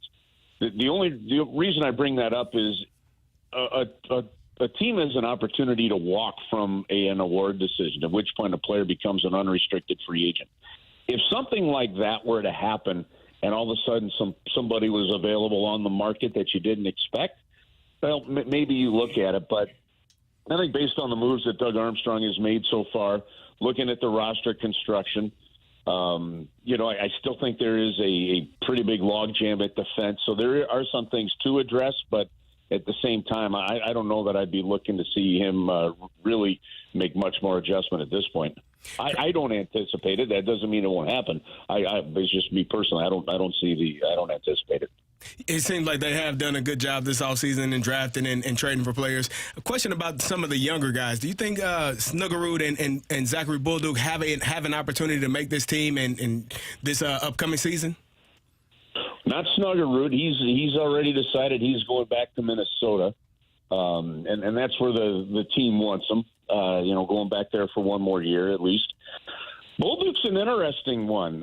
He had such a terrific end to his junior career, winning the Memorial Cup and all that. The praises were good after prospect camp from the folks that I talked to. But it's going to really be up to him. But as was quoted, he's going to have to take somebody's job. And I actually think that with where the Blues are right now, with the players they signed, the trade for Hayes, you've got Kapanen, you've got Verana, coming back to join, the rest of the guys that have been here a little bit. I don't think they're in a position, Kerry, where they have to rush any of these guys. So whether it be Zach Dean, whether it be Zach Bolduc, these guys could go down to Springfield, and whether it be 1 month, a half a season, a full season, whatever it takes, get good coaching and get some pro seasoning down there and not have to come up. And where teams tend to probably, I wouldn't call it a mistake, but sometimes you can, you can thwart a guy's development by rushing them into the National Hockey League. So is it possible? Sure. Fabry did it. Robert Thomas did it. David Perron did it. It is possible, but I think the Blues would probably and more likely take that conservative route of that's why you have Springfield there. And unless the guy comes in and really impresses you, go ahead and let him get some seasoning down there, and then you can call him up when you need him. Hey, Kerbs, one more thing, and we talk a lot about this in free agency. You don't want to be the person standing when the music stops in that game of musical chairs. It looks like Vladdy Tarasenko is the guy that's standing. Yeah, he's still standing and just hoping the music doesn't stop. And we'll find out if this Ottawa situation where some of the rumors were now that the Brinket's out of there, if that opens the door for Vladdy and that works out. The challenge, Randy, and I actually thought Moore would do this. We saw John Klingberg do it. I thought because of the flat cap for one more year and as tight as so. I mean, there were 20 teams within $1 million of the salary cap, right? That you might see some players just sign 1-year deals because the cap will go up a lot more next season. And I wonder if that's a situation that Vladdy is going to eventually have to look at. We saw the reporting from Jeremy and other people around the hockey world that once again he changed agents. And so there was clearly a lack of reality, in my opinion, from Vladdy and his previous agent with how that trade request with the Blues was handled, with whatever's happened with this, free agency. So it's still up in the air for him. And eventually, where you're talking about somebody, the music stopping, there's just not enough cap space with some of these teams. And some of the teams that have the cap space are not contending teams. I don't know why you would want to go to those teams. So Ottawa is an intriguing one if it still happens now that the DeBrincat deal is done. But yeah, so far he's left without a chair. Free Slurpee tomorrow at 7-Eleven. On 7-Eleven, what color Slurpee is Kerbs getting? Oh, dude, I always get the red with the white cherry top. I mix them. Yep, that's a great play. Great play. Brilliant. So, and then the ultimate key, though, is you got to put the cone cap on, right? and then fill it up to the top of that. Yep. That's the key. Yeah. You kind of feel like you're taking advantage of 7-Eleven a little bit, don't you? It's great. No, somehow I think they're making money off of that. Okay, if you don't want us to do it, don't give us those caps. Don't. Are you not? Wait, I did. Are you not supposed to do? I thought that's why the caps were don't. I think it is, Curbs. I'm with you. I think it is. Yeah. Hey, have a great day. Always good to hear your voice. Thanks so much. We'll see you soon. All right. Have an awesome week, you guys. Thank you. Thanks, Curbs. That is the voice of your Blues here on 101 ESPN, the one, the only Chris Kerber. Coming up next, do we need a fighter? Yes, we do. We need a fighter. So you can text in too. Well, we don't have one yet. Yeah, no, I'm saying we didn't have one from last week. Well, no, but we beat the hell out of sometimes people text in before the fight, and so that Matthew's got one nailed down. Now we need somebody to text into 314-399-9646, 314-399. Yo-ho! With the word fight and your name, and we will talk to you maybe next on 101 ESPN.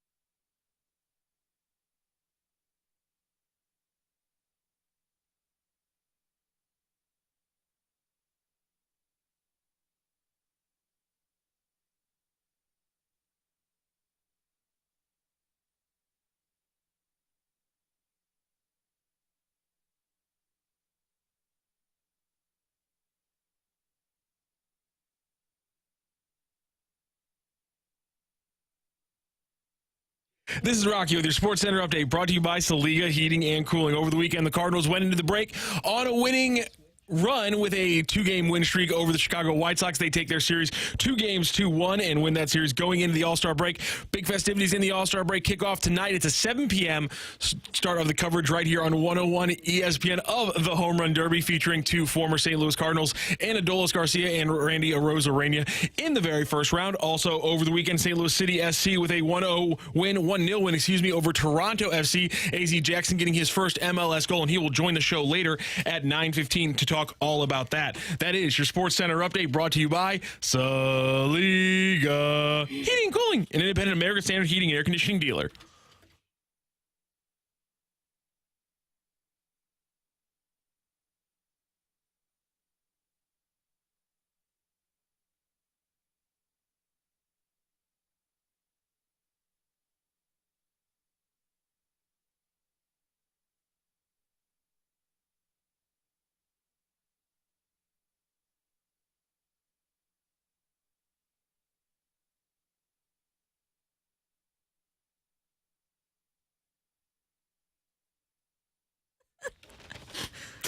Welcome back to the opening drive. I'm Kerry Davis, joined by Brooke Grimsley, and it is time for the fight. We almost had a fight in here. It was Reed. Things got testy. Reed is our fighter today. Reed, how you doing? I'm doing fantastic. Thank you for asking. All right, are you ready to take on Randy Carricker? I'm going to try my best. All right, here we go. Which Red Sox hitter is the only player to lead the AL/NL in triples and home runs in the same season? Is it Nomar Garciaparra? I'm sorry? Oh. You said triples and what? Triples and home runs in the same season. Okay, I'm sorry. Repeat the question, please. All right, which Red Sox hitter is the only player to lead the AL/NL in triples and home runs in the same season? Is it Nomar Garciaparra, Mookie Betts, or Jim Rice? Triples and home runs and lead the Red Sox in the same season. I would say could you repeat the choices, please? Nomar Garciaparra, Mookie Betts, Jim Rice. It wasn't Jim Rice.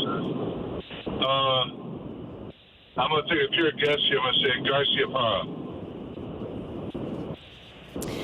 The 2002 Major League Baseball All-Star Game famously ended in a 7-7 tie. Which pitcher was the only Cardinal to make it to the game that year? Jason Isringhausen, Matt Morris, or Woody Williams? Woody Williams. Only 3 players have hit a home run for their 3,000th hit. Wade Boggs, Derek Jeter, and which other Yankee? Alex Rodriguez, Joe DiMaggio, Reggie Jackson.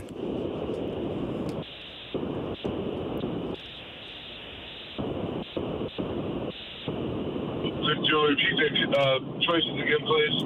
Alex Rodriguez, Joe DiMaggio, Reggie Jackson. A-Rod. Which franchise has the most solo no-hitters in Major League Baseball history with 22? Is it the Braves, the Dodgers, or the Yankees? The Dodgers. All right, we'll double check that score and we will bring in Randy Carricker. Reed, how you feeling? I'm feeling like a little nervous. It's a lot different listening and beating Randy than actually playing and hoping to beat Randy. It is a little bit different when you're actually doing it live. Are you driving down the road? I am. Make sure you keep your eyes on the road and hands on the wheel. Hopefully you got your hands-free device going on there so we can get you to your place safe and sound. Randy, say hello to Reed. I'm myself hands-free. Thank you. Randy, say hello to Reed. Reed, good morning. How you doing? Fine, Randy, and thank you for playing. Thank you for participating. We appreciate you listening and appreciate you texting in to play. My pleasure. Here we go, Randy. Yes. Which Red Sox hitter is the only player to lead the AL/NL in triples and home runs in the same season? So, are we talking about? I don't know.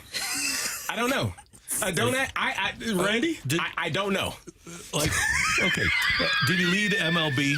Well, you know what? Okay. Randy, I don't know. Your guess is as good as mine, sir. We had a whole discussion about I don't know. Okay. I recall this being an argument for Jim Rice, who took forever to get into the Hall of Fame. But this, I think, if I'm not mistaken, was one of the things that Jim Rice accomplished that people said should allow him to be in the Hall of Fame. So unless my mind is completely slipping, I'm going to go with Jim Rice. I'm glad you were able to process that in a way in which I was not. Okay. The 2002 Major League Baseball All-Star Game famously ended in a 7-7 tie. Oh, this was Bud Selig throwing his hands up. This was great. It's like when we do Yoho. Exactly, which we've been doing this whole time. Yeah. Which pitcher was the only Cardinal to make it to the game that year? 2002 in Milwaukee. I believe that it was a really nice guy. Matt Morris. I think it was Matt Morris. One of my favorite people that has donned the Cardinal uniform. Great guy. Only 3 players have hit a home run for their 3,000th hit: Wade Boggs, Derek Jeter, and which other Yankee? 3,000th hit, home run, a Yankee. CD, I'll do the lifeline here. Alex Rodriguez, Joe DiMaggio, Reggie Jackson. I don't think Reggie had 3,000 hits. And I don't think that Joe DiMaggio had 3,000 hits. In fact, I know he didn't have 3,000 hits. Because I believe, if I'm not mistaken, that Derek Jeter is the only Yankee to have 3,000 hits with that club. So I will go with A-Rod. Which franchise has the most solo no-hitters in Major League Baseball history with 22? It would seem... Okay, solo no-hitters. This is a coin flip. Yankees have a lot. Dodgers have a lot. It's going to be one of those two. Dodgers have all those Sandy Koufax no-hitters, which helps. I think in a total coin flip here, I am going to go with the Doyers because I like saying it better than Junkies. Doyers over Junkies. Junkies doesn't sound as much fun. No, it doesn't. So I'm going with that. All right, Reed comes in on a Monday. Does he rattle Megamind's cage to start the week? He's thanked me for playing. I play every day. That was I actually kind of that was a meta move by Reed. Was it enough, or does Megamind roll on to start the week? Ring that bell. Go crazy, folks! Go crazy! The winner and still champion of the fight, Randy Carricker. The fight is presented by Golf Discount of St. Louis. With the most experienced club fitters in town. Why shop anywhere else? Just win, baby. Bring it! Oh, that one. Here's one. I'm not dead. Here, he says he's not dead. Yes, he is. I feel happy. Oh my God. I'm always okay with more Monty Python. I'm just sorry it came at the expense of Reed. I'm sorry, Reed. You heard Mr. Buck there, and that means Randy hit the jack. He beat your 4-2 today. Well, I just joined a long, distinguished list of losers. It's a big list. And in fact, hey, good job on the comeback here. You got the last 2 questions correctly after a rough start, so a good job there. Let's go through those answers. Which Red Sox hitter is the only player to lead the AL/NL in triples and home runs in the same season? Jim Rice in 1978 did it, and Kerry's issue was, why were we just saying the majors? And I don't know, Major League Baseball does weird stuff. Was that confusing to you the way it was worded? Initially, I thought it would be either MLB or Red Sox, American League. So that's what I said. The 2002 Major League Baseball game, Major League All-Star game, famously ended in a 7-7 tie, which then forced them to put stakes on it like a bunch of morons. Which pitcher was the only Cardinal to make the game that year? And that was, in fact, Matt Morris. The only 3 players to have a home run for their 3,000th hit: Wade Boggs, Derek Jeter, and, in fact, Alex Rodriguez. And which franchise has the most solo no-hitters in MLB history with 22? The LA Dodgers. Doyers, excuse me. You might see a list that says 26, but the first 3 of those are not counted by Major League Baseball, and they have one of those combined no-hitters, which I don't like to count. So 22 solo no-hitters for the Doyers and a 4-2 win for Randy Carricker. Thank you again, Reed, for joining the fight and joining the show today. My pleasure. Have a great week, guys. You too. Thanks. Thanks for joining the show today, Randy. Oh, thank you. The Doyers and Gigantes are one of the great rivalries in baseball. Yes. Very nice. Yeah. So, you guys, thanks for participating. I'm just here. I'm glad to be here. Thanks for participating, Randy. Willson Contreras was named by Jayson Stark as the NL's least valuable player. That's not very nice of Jayson, but somebody's got to have that title. That's next on 101 ESPN.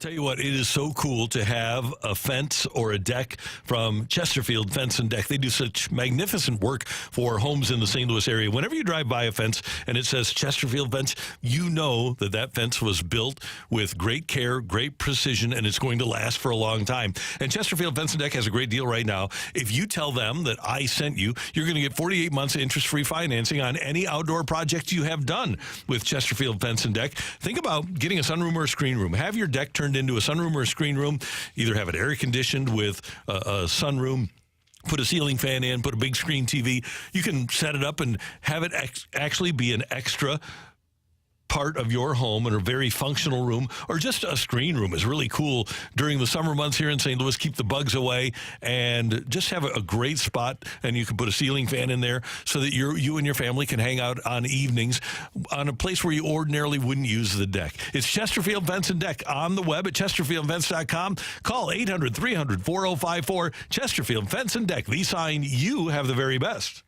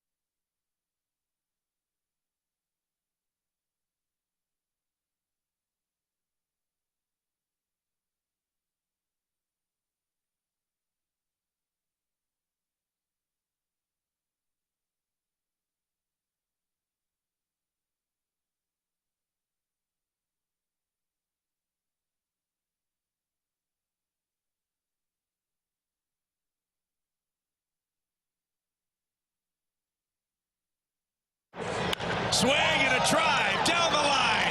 That ball is gone. Contreras with a missile into the left field corner, and the Cardinals have taken a 2-1 lead. That's Chip Carey on Bally Sports. The Cardinals catcher has been really hot down the stretch of the first half of the season. But even with that being the case, Jayson Stark, in his superlatives at The Athletic for the first half of the season, rated Willson Contreras as his least valuable player. It doesn't seem like that's very fair. I mean, there's a lot of players that are not very valuable to teams that are worse than the Cardinals.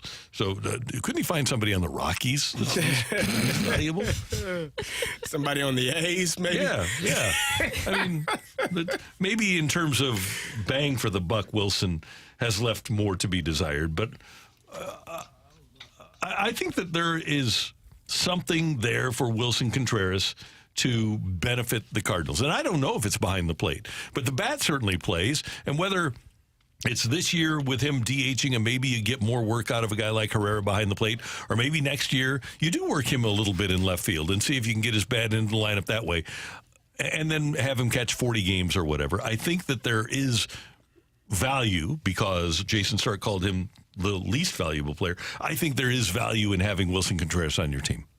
I agree. And that's the whole point of what you brought him in for, right, is what he's able to do offensively. And I still think that some of the catching ability is there. I don't think you can fully call that into question just yet, especially if you actually set him up with the right tools. We were talking about earlier those meetings. You know, I don't know how involved he is in those meetings with the pitching staff and how they scout things, but maybe some of the preparation, helping him, giving him the right tools to succeed.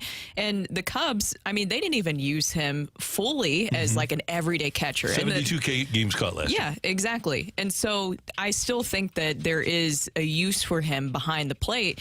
I think you just need to give him the right resources in order to do that. I'm not writing him off completely behind the plate. I do think Ivan Herrera is something that you look at in the future if they don't trade him away. I don't know. You never know what they're going to do. You have no idea. I just don't think that he deserves that least valuable player tag. I mean, we talked about it earlier. The month of May was horrendous for him. He batted 158. It was a struggle. And so, you know, you're coming off of the kerfuffle and all of those things, and then you had the month of June. It was a little bit better, 221. And it's progressively gotten better over the last 10 games. I think maybe you say he's the least valuable because, as you said, Randy, the amount of money that he was paid. And when you're looking at the contract and then you're wondering at one point, would he be the everyday catcher? That was an issue, a concern for this organization. I think he's proved himself to be the guy that deserves to be the catcher every day or at least the majority of the games. If Ivan Herrera can do what he's done over the last couple of games, which has been pretty good, you do want him to have opportunities to catch 60, 40, 50, 60 games in a year. But I think Willson Contreras has earned the right to be the everyday catcher. He's doing well at the plate. He's done well behind the plate. They're starting to win games. And you're starting to see some of the conversations come out. Miles Michael is saying, hey, I tried to call my own game the first inning. I'll never do that again. I'm gonna let Willson do it. He can do it from here on out.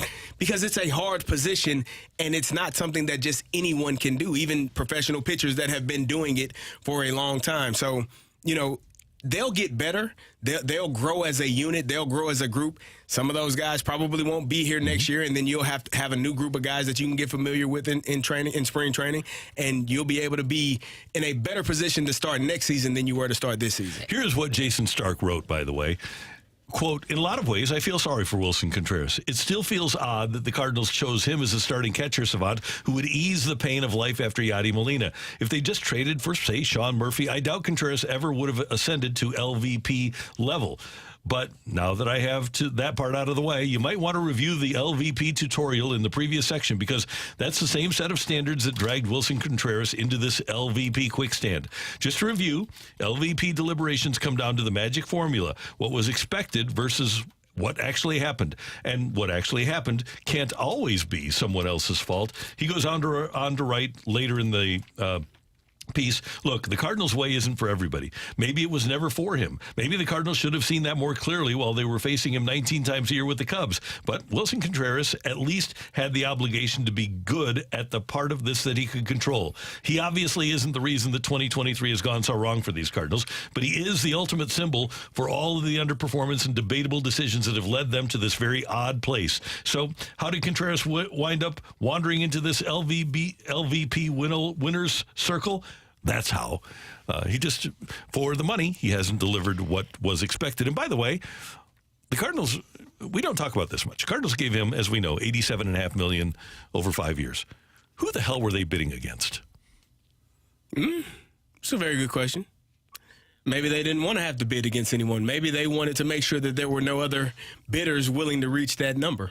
But I mean, the part of the first part of this article, it still feels odd that the Cardinals chose him to be the catching savant who would ease the pain of life after Yadier Molina. That no one ever they specifically said he is not Yadi. Yeah. Don't compare him to Yadi. What he brings is something that Yadi did not bring. A bat to the game. He brings it every single day. Now, he struggled earlier in the season, but he's a guy that you hired to be a professional catcher, not to the level of Yadier Molina, but a much better batter than Yadier ever was. So this notion that he's the catching savant who would ease the pain of life, no one is going to ease the pain of life after a great player leaves. It's hard as hell to be the next guy after the guy just left. You want to be the guy after the guy you want to be the second guy after the guy that replaces the main guy. You don't want to be Royce Clayton replacing Ozzie Smith. You want to be the guy after Royce Clayton. You don't want to be Willson Contreras replacing Yadier Molina unless you are an all-star or a budding superstar with the potential to do something, maybe not what Yadi did, but to a different level where you can not forget Yadi, but remember that Willson Contreras is the next guy to be able to have this position. Well, and they even said that this would be an offensive upgrade at the catching position, and he has the ability to do that. But he even said, when you're talking about what we've seen where he has kind of bottomed out, and luckily he was able to kind of turn things around in this series specifically and look better as of late. He talked about it being a confidence issue, a trust issue of just getting himself mentally back on track. Of course, that's going to affect a player when you have all that happened so early on in the season. That is going to affect a player mentally. They'll try to push through it, but there's no way to ignore that, especially when it continues to come up, when you have a Yankees broadcaster, bringing up even more stuff recently. It's going to continue to be an issue in the Cardinals organization. And somebody texted in, I think this is a good question. Is this something that you can fix this season or figure out this season when it comes to the catchers, including Willson Contreras, Andrew Kisner, adding Ivan Herrera possibly into the mix? That's a great question. I would say no, because I don't know who the catcher instructor is on the Cardinals staff. I don't think Ollie was a catcher. And you don't have to be a catcher to teach catching, but I think it helps. Maybe it's Pop Warner. Stubby's an infield coach. Willie's an outfield coach. Dusty Blake is a pitching coach. I don't know. Dave Duncan was a catcher, too, when he was a major league player. But I don't know that the Cardinals have that guy in place that caught and understands the intricacies of catching a game on a regular basis behind the plate like Matheny did, like Duncan did. That's why I don't know if I would say no, that the Cardinals can't fix this during the season. And why not have a catching instructor in? That's a great question. I don't know. Why not? Because as we stated, nobody was expecting him to be Yadi. They said that a million times. So why not have somebody in place? Or was that just you're not able to understand what Yadi brought to this organization and how that there would need to be other resources set in place to help the other catchers moving forward? And I get that Andrew Kisner worked with Yadier Molina for so long, but when you bring in another catcher and he has the paycheck of a primary catcher, are you really going to just let Andrew Kisner be the one that leads? Or does he even feel like he can lead when he knows that he's not essentially at the beginning the primary catcher for the Cardinals? They chose Contreras over him. They did, yeah. It's a great question. I wish that we knew what they knew about what Yadi brought to the table. Did they think in the front office, where they feel like they're running things, like Yadi ran the organization, as A.J. Przinsky told us last week? it seems like Yachty had a lot more to do with the Cardinals' overall success than any of us gave him he credit had a for. lot of say. We talked about what we saw in spring training with him, how hands-on he was. You haven't needed a catching instructor. You had Yadier Molina here, and that ability and also the way he was able to work with the pitchers. It reminded me a lot of, remember when we saw that Yogi Berra documentary, and they talked about how Yogi was able to elevate all the guys in the way that he just had, that I don't want to say... you could say baseball IQ, because I'm not trying to downplay Willson Contreras and his abilities, but I think that obviously you're seeing now what's missing with Yadier Molina. Right. And it's just unfortunate. It's unfortunate for the team, and it's unfortunate for Contreras that he's been thrown into that situation where he could be considered an LVP. That and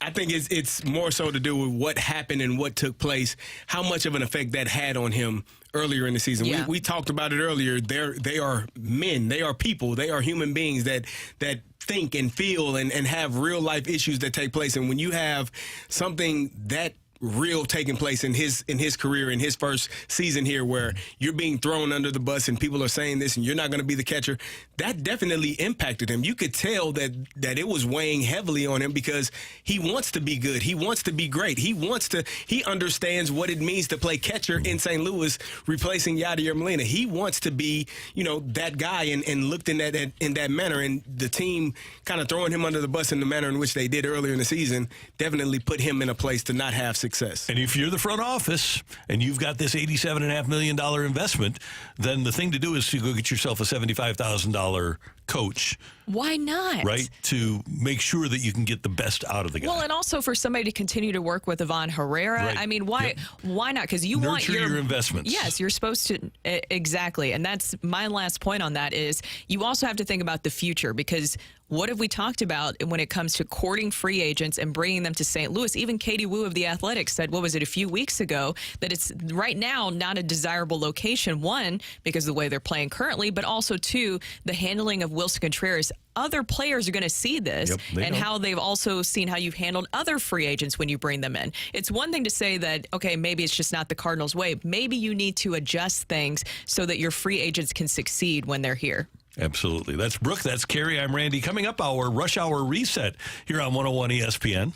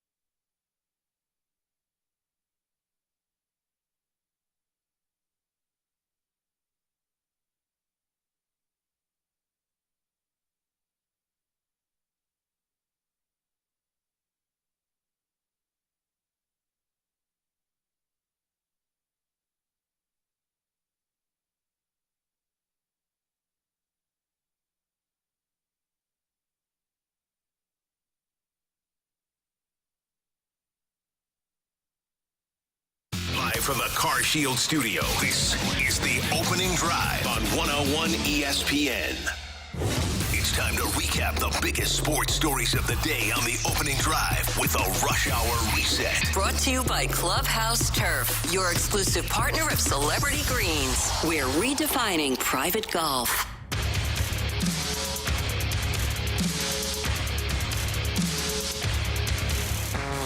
How much did you guys panic this weekend when you saw that Jordan Montgomery had to exit the game early? Oh, my God. We might finish in last place if we don't have Jordan Montgomery. It's 9:00. Yeah, I got it. Brand. You're not wrong. 9:04 in St. Louis. Your time check brought to you by Clarkson Jewelers, an officially licensed Rolex jeweler. The opening drive, Brooke Grimsley, Kerry Davis, Randy Carricker. The Cardinals do finish the first half 38-52 in last place in the National League Central Division, but they also finished the last half with a win.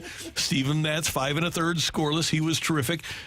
Unearned runs. Well, they are a part of Cardinal baseball, and the Cardinals did allow all 3 of the White Sox runs to be unearned. But we go to the 10th inning.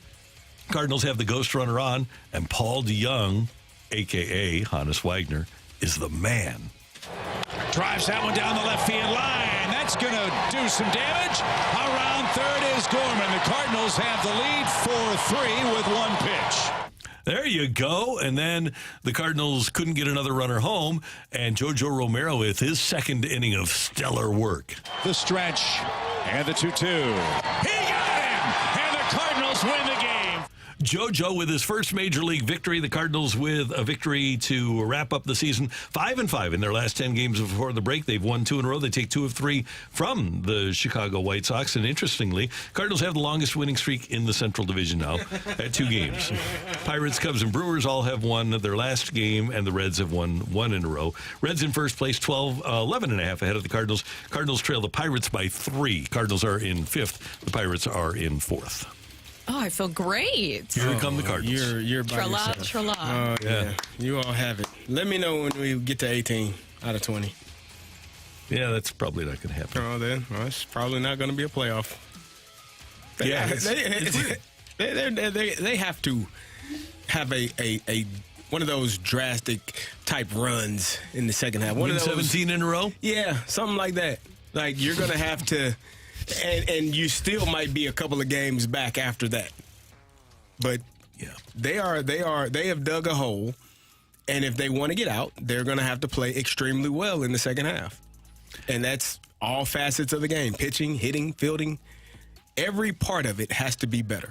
I think that horse is out of the barn. I hope I'm pleasantly surprised by the Cardinals, but it's really difficult to improve dramatically from a fundamental perspective when you've already played, 90 games or however many they've played. It's really hard to get better during the season. Well, they're 24th in the league in defensive runs saved.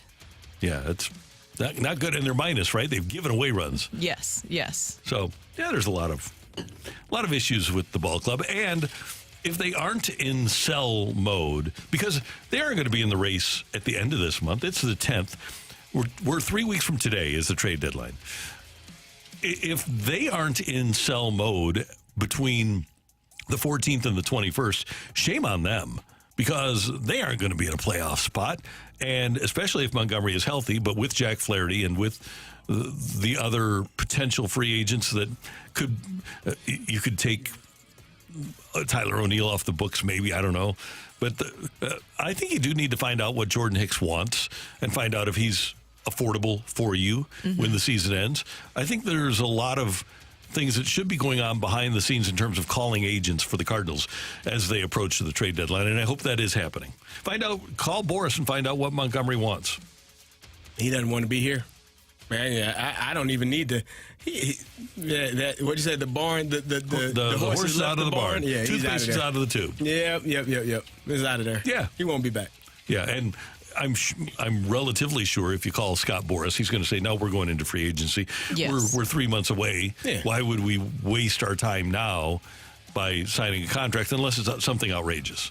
And it's not going to be outrageous. Right. And by the way, I think for a guy like that, I think $100 million over 5 years that'd be the top end of the scale for the Cardinals, and I don't think that they'll go there. What do you think he gets? 28? 30?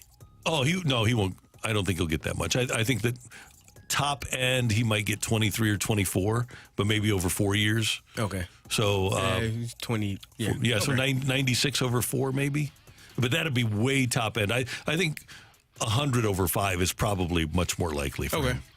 Yeah, it's just been such a very odd year for the Cardinals this season, and there really isn't anything that gives you much hope for this season. And so you're just looking at who is going to be a trade piece for you, what you're going to be able to maximize for next season, because I don't know. And how do you address just all these issues moving forward? We talked about the defense. We talked about the fundamentals. That's something I feel like you can't also fix this season. Exactly. I agree 100%.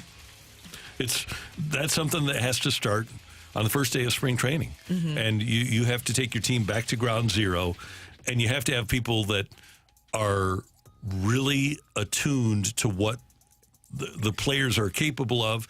And I wasn't there in spring training. I don't know how hard they worked on things.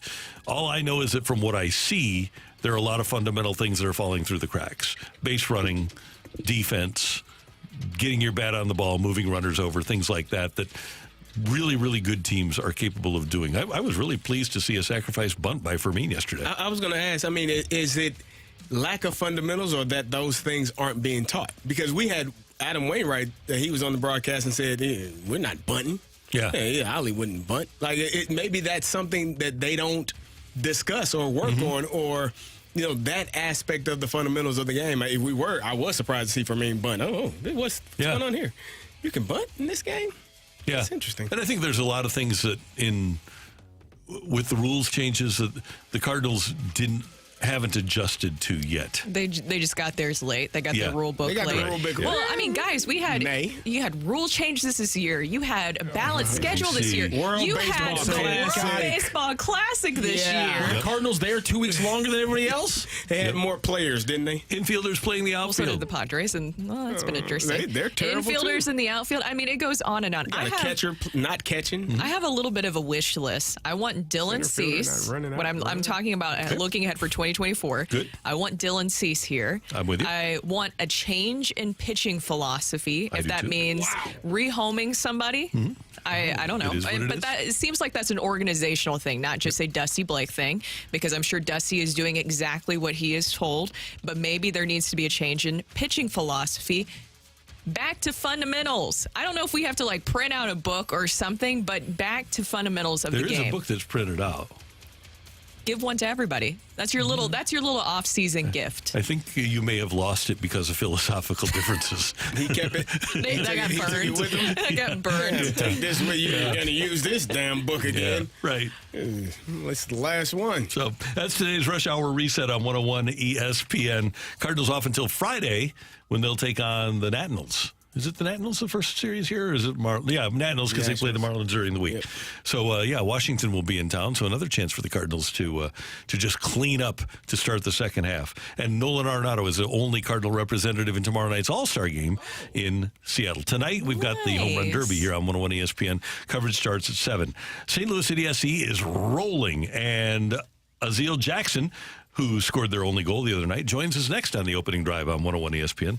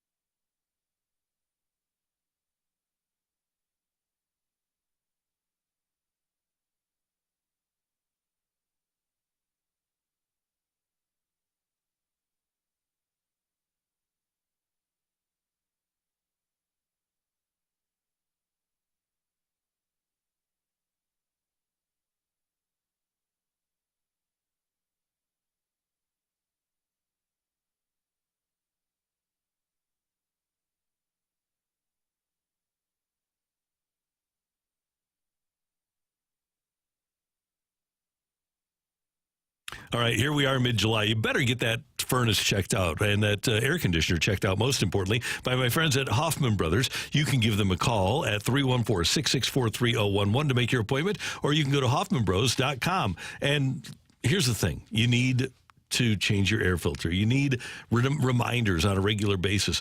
Don't wait until your air conditioner isn't working anymore. The maintenance on your air conditioner once a year is just as important as oil changes in your car. And as a Mitsubishi Electric elite contractor, Hoffman Brothers is highly skilled in helping you achieve maximum comfort in your home. So make sure that air conditioner is working great. And if you don't have the Hoffman Brothers home protection plan, you should get it for as little as $34 a month. You can join the club, and as part of that plan, you not only get 2 semi-annual visits on your heating and cooling system, but free filters shipped to your home. You get discounts across all of their home service lines: heating, cooling, plumbing, electrical, sewers, drains, appliances, and more at Hoffman Brothers. Go to Hoffman Bros, Hoffmann, hoffmanbros.com.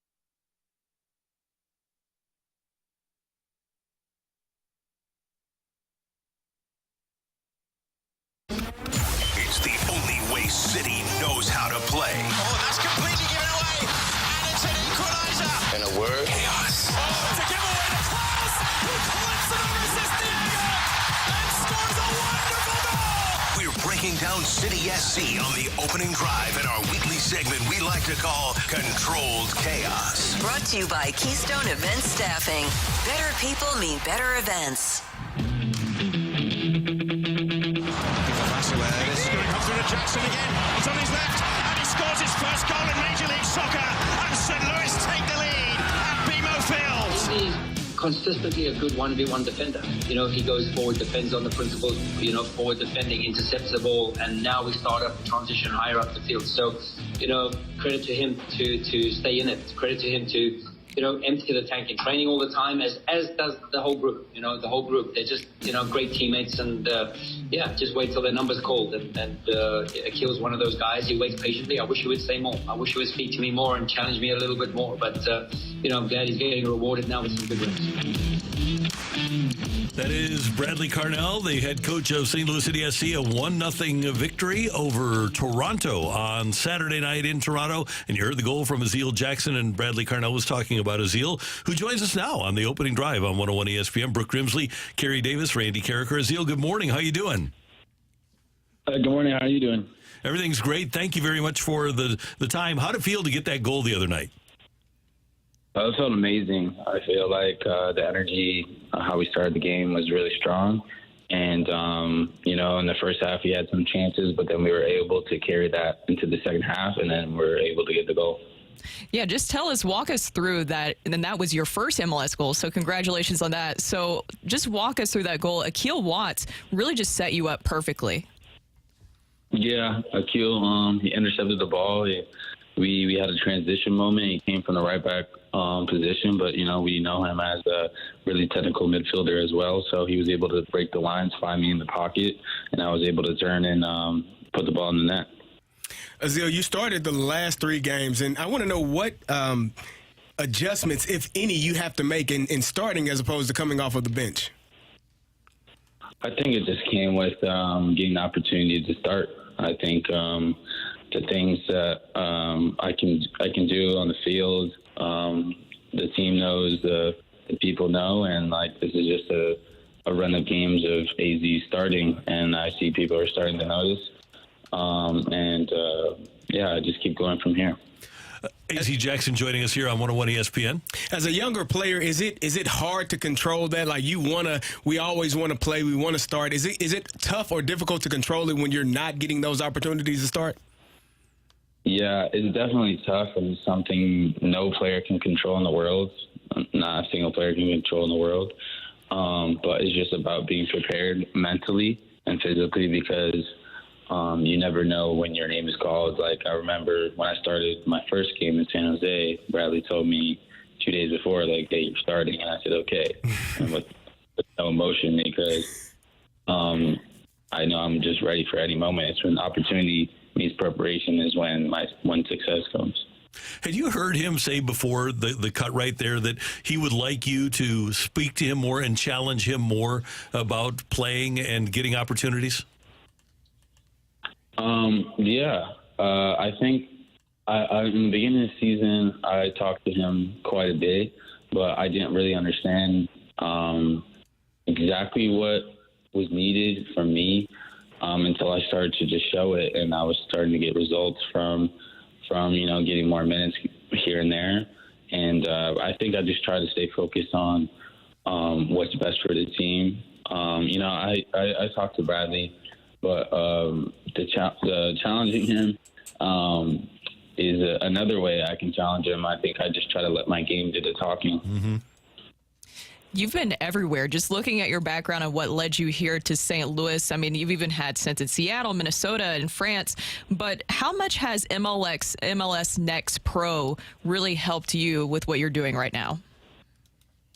MLS Next Pro helped me a lot, just get my name more out there. The AZ, you guys see the same AZ that I was past couple of years. It's just people are just starting to notice now. It's been a lot of hard work the past couple of years of me just grinding, waiting for my name to be called, because, anyone can have any type of background, but as long as you have hard work, it doesn't matter if you're rich, poor, not wealthy, it just comes with the mentality. And I feel like I've had the mentality for these years now to get my foot into the door, because it's not easy for some players. I feel like I'm proud of myself because, I've made all the right decisions to get myself here. Can you just tell us what Bradley Carnell is like, and with the adjustments that he's had to make without some of his star players with Leuven and Klaus, the adjustments that he's made as a coach and how he's able to really lead and push you guys still with that message moving forward? I think Bradley's doing a great job managing the team. There's guys hungry to play, and there's guys willing to do the work. I think regardless of whoever's out, everyone is willing to do the same principle that we talk about in training, and that starts with the management. It starts with Bradley. So great credit to him with setting that foundation from preseason as well. How we want to play, how we want to forward defend. It starts with the management and staff, and starts with Bradley. So credit to him and how he relates to us. I think he's just growing as a coach more and more. In the beginning, it was different. You just starting to know everybody, but now he knows certain players that have to be told different things.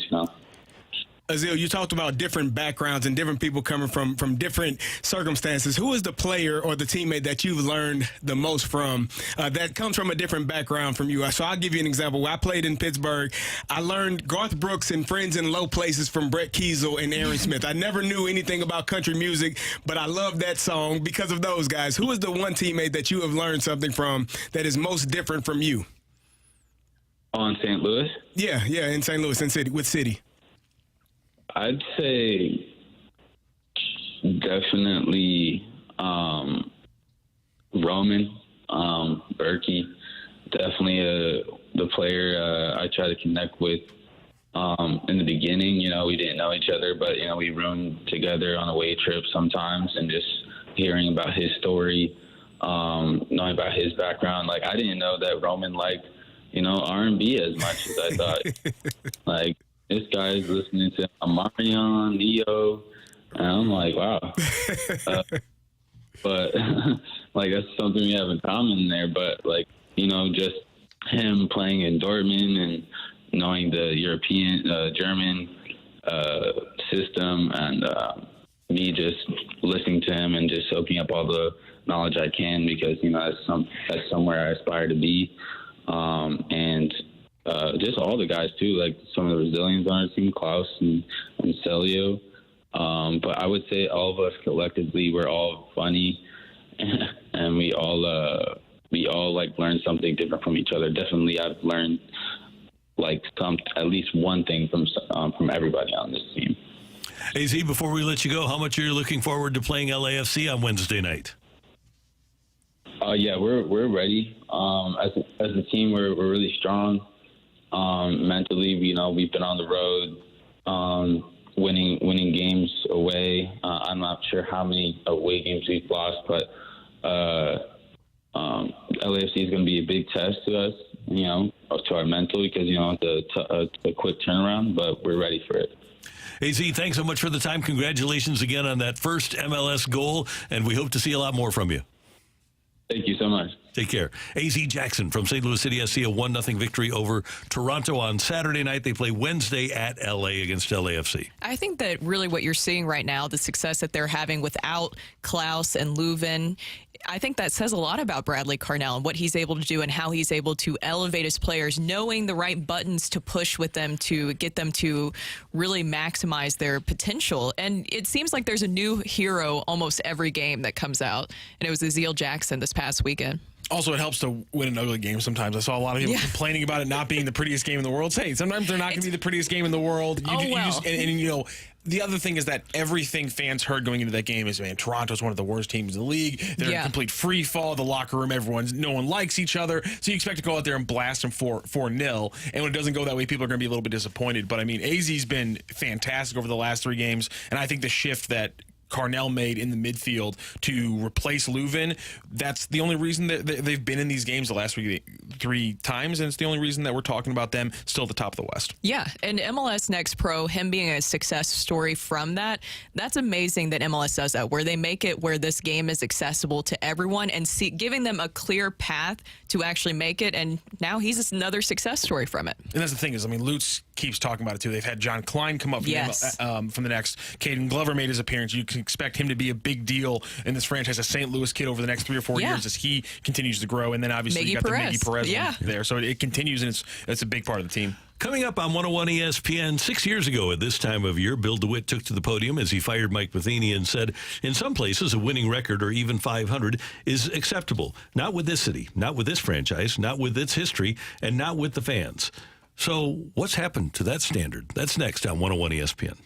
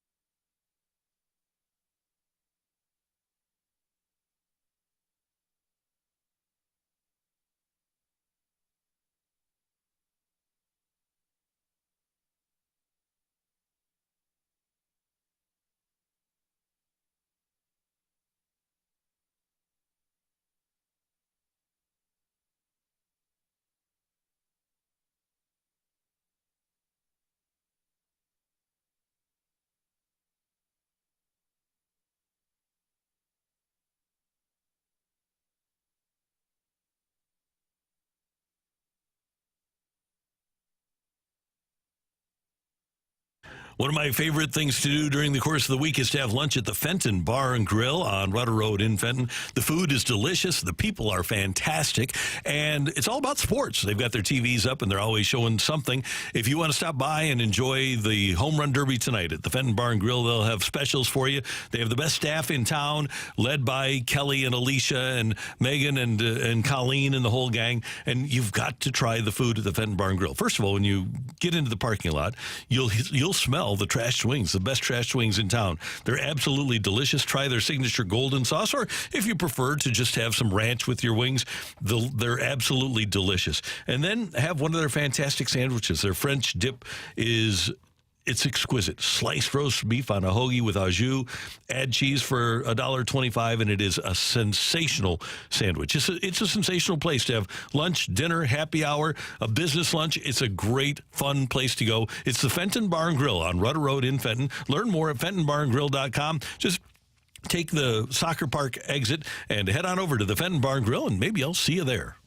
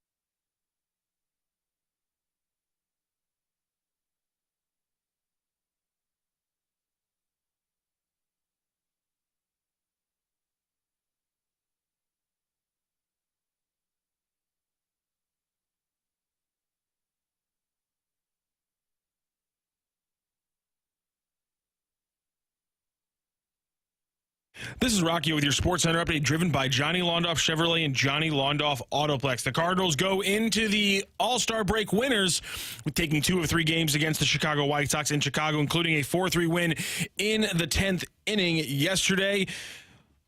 Cardinals coverage here of the All-Star game on 101 ESPN. Major League Home Run Derby coverage starts at 7 p.m. today, while the All-Star Game coverage starts at 6 p.m. tomorrow, again, right here on 101 ESPN and 101ESPN.com. Over the weekend, St. Louis City SC with a 1-0 win over Toronto FC. Aziel Jackson with his first goal for STL City gets the 1 tally there, and you can hear our interview with Aziel Jackson later on today on 101 ESPN and the Dobbs Tire and Auto Centers podcast. STL City FC back in action on Wednesday night for a late game heading off against LAFC. It's a 9:30 kickoff here in St. Louis. That is your Sports Center update, driven by Johnny Londoff. Find new roads and shop 24/7 at Londoff.com and LondoffAutoplex.com.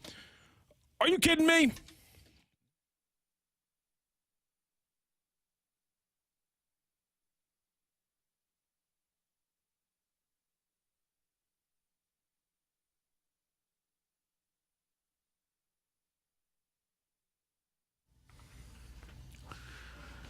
At the All-Star break, the Cardinals are 14 games under 500. They're in last place in the National League Central Division. They have the third worst record in their league.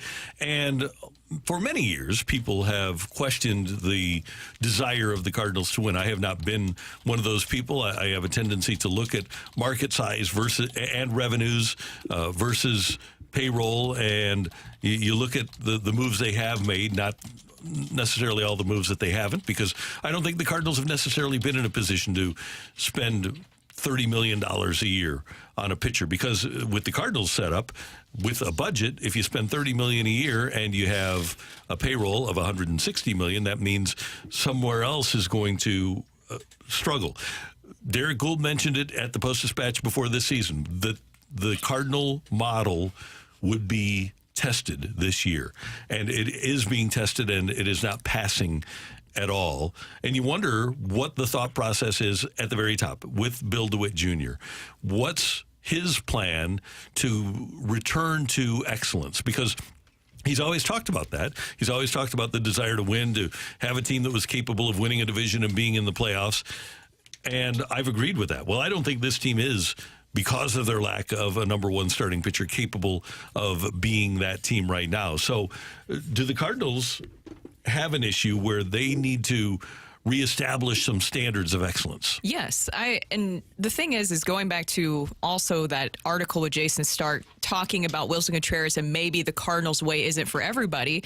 I don't think that the Cardinals way necessarily needs to go away. I think in a lot of ways, maybe you have strayed away from that, because personally, when I came to St. Louis and understanding more about the Cardinals way, I saw it more as kind of a persona, more of like how you held yourself. Also, the type of players that you had in your organization that you brought in were just kind of, blue collar, will really work hard in every aspect of their game. And I think that that's not necessarily getting away from the Cardinals way. What we're seeing lately is getting away from the Cardinals way, where you're talking about fundamentals, these defensive miscues, and you can even change pitching philosophy, and I don't think that affects the Cardinals way moving forward. I don't know, what the Cardinal way is at this point. I think, you talked about the fundamentals, but for me, I always felt like the Cardinal way was how they handled their business both on and off the field, and some of the off-the-field issues that they've had this season has been very un-Cardinal-like. And to me, that's the Cardinal way that I am accustomed to. How you take care of your brother, how you take care of your business on the field, playing for one another, making sure you do the little things right. And if it's bunting the runner over so he can get to third, the little things that allow you to have success are my definition of the Cardinal way, and it's not been that. It's been a lot of finger pointing this year, and the record is a product of that. They have not performed well, and they have not played together well enough as a team for them to have a record which allows you to be in the playoff hunt, in the divisional hunt. It's just been bad all season long, and when you were running off those numbers, my face was like, oh man. When you say it out loud, it sounds really bad. 14 games back, 14 games under 500, 12. It sounds really bad because this is not the Cardinal way that I grew up watching, and I'm not accustomed to this at all. And when you look at franchises like Texas, over the course of 2 years, they've turned their franchise around. Cincinnati this year, and that might not be sustainable with the pitching that Cincinnati has this year, but they have turned things around. Arizona has turned things around this year.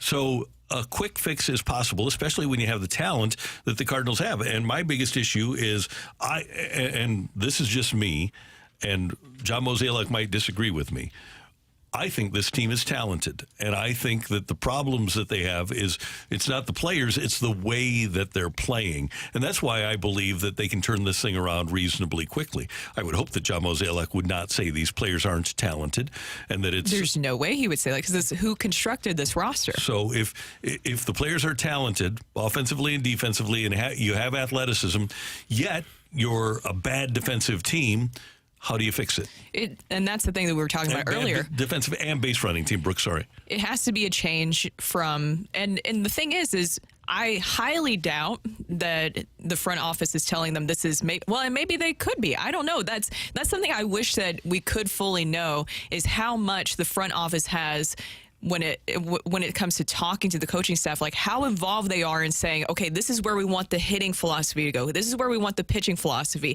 They did make some moves that kind of showed that their priority was more on offense rather than defense. And you could say that is on the front office. But whatever's happening, the players are not buying into it this season. And we're seeing a dramatic drop in this team defensively. And when you have that happening, plus the pitching issues, of course you're going to be in the position that you're in right now. And it has to be changed. It's something that it looks like it can't even be changed this season, but it has to be changed moving forward. It does have to change, but I think it all starts with the players. Like I said, the Cardinal way is, it's a front office thing, but it's more so about the players and how they respond to one another and how they react and how they treat one another. I mean, you treat your teammate like your brother. You spend more time with your team, especially during the season, than you do your own family. So you become familiar with these guys. You know what they like to do. You know what they don't like to do. You know the things that make them tick. And I just think that this team has been – it doesn't feel like a unit to me, like just watching them, the celebrations. It doesn't. I watch other teams and how they celebrate when someone hits a home run and they come into the dugout. They have all these different cool things that help their city. The Angels had the samurai sword or hat. And then the Miami Marlins the other day, they had the cool bucket hat and the sunshades, and they were all excited. Like, those are things that represent their city or represent someone on their team, and they're excited about things happening to one another. I don't see that often with this team. And normally when you see bad teams, you see teams that don't celebrate one another. I was telling you all about when D'Angelo Hall had 4 interceptions against the Chicago Bears. It's funny because I just watched the video the other day. He got his 4th interception, and you would think, and it was to seal the game against the Bears, you would think the sideline would be erupting on the sideline where he's running down their sideline, and there's one guy swinging his arm with a towel, and everyone else is just watching. That's a terrible team. Yeah. Those are terrible teammates that don't celebrate your success. And so when you have a team that is not celebratory in your successes, which is pretty much what we've seen off and on from this Cardinals team, you don't have a good team. And I agree. It is on the players to play better, but also isn't it on the manager and the coaching staff to make sure they have control of the clubhouse and the message that's in the clubhouse? I can't force someone to like someone. I can't force someone to agree with someone. It just boils down to guys deciding to make it about we and not me. And I think that at times this season you've seen a lot of me. And that's on. That should be on the manager to get the message in order. I agree, but at some point, I mean, you got guys that are playing for contracts. They're in contract years. You got guys that are trying to make sure that they're taken care of for the rest of their lives. It's just been a bad start to the season, a bad run to begin the season, and it has not been the Cardinal way that, as I said, I'm accustomed to watching. And it'd be nice if somebody would become the clear leader of this group. Last year, Albert Pujols was the leader, right? That's the most important thing. You're missing Yachty, you're missing Albert, and nobody, all due respect to Goldie and Arenado, they have not filled that leadership void that's been in existence with the Cardinals for such a long time. From the time that Whitey Herzog got here, really, in 1980, because he was the leader and Tony was the leader and Joe Torre was the leader. And now I think they expect some leadership in the clubhouse, and it's not really there. Somebody needs to grab that mantle and lead this group. The best teams that I've ever played on, Brooke, to your point, yes, it's on the manager or on the coach to get guys going in the right direction, but it's on the guys in the locker room to have a decision to say, hey, that we believe in that. Someone has to be a leader. You have to have 1 or 2 guys that you look to, and that's the guy you go to for information, or that's the guy that you go to that stands up in front of the team and says all of the things that need to be said. If you don't have those guys, it gets stale when the coach or the manager has to be the one reiterating it over and over and over again. When your peers, you value what your peers say way more than what the manager or what the coach will say. And I just think, too, remember, well, you read that quote about when they let Matheny go about that there's a standard. So that was DeWitt saying that. But also remember what Ollie Marmol said earlier this season with the Tyler O'Neill situation. Remember, he did with the hand, there's a standard here, and you have to meet it. I mean, I'd be looking at everybody in that clubhouse and saying that right now. Yeah, and by the way, he also said in his first spring training that he'd be disappointed if he didn't win the World Series. So I'm disappointed that they aren't at 500. Yeah. Hey, 101 ESPN is your chance to win a 4-pack of tickets to next Tuesday night's Budweiser Bash for the Cardinals and the Marlins. Next week's Bud Bash game features a limited edition Brad Thompson bobblehead. Ooh. Text in now at 314-399-9646 to win Budweiser Bash tickets for the Cardinals versus Marlins. And you can get all the details on this season's series of Budweiser Bash Cardinals games now at cardinals.com/promotions. We mentioned text in to 314-399-9646, 314-399 Yo-ho! Matthew, you got a question for us? I do. We talked to AZ Jackson a little bit earlier in the show, and he mentioned that there's a player on the team that he was surprised listened to as much hip-hop as he does, including throwing R&B. out R&B, throwing out such greats as Neo. There is a difference. Neo, I was about to say Neo, not exactly hip-hop, much more R&B. Yeah. So which STL City player was AZ Jackson surprised listened to as much R&B as he does? That's the winner gets texter number 30. I like it. Texture number 30? We'll do that. Well, good. Rocc Roll is coming up next year on 101 ESPN.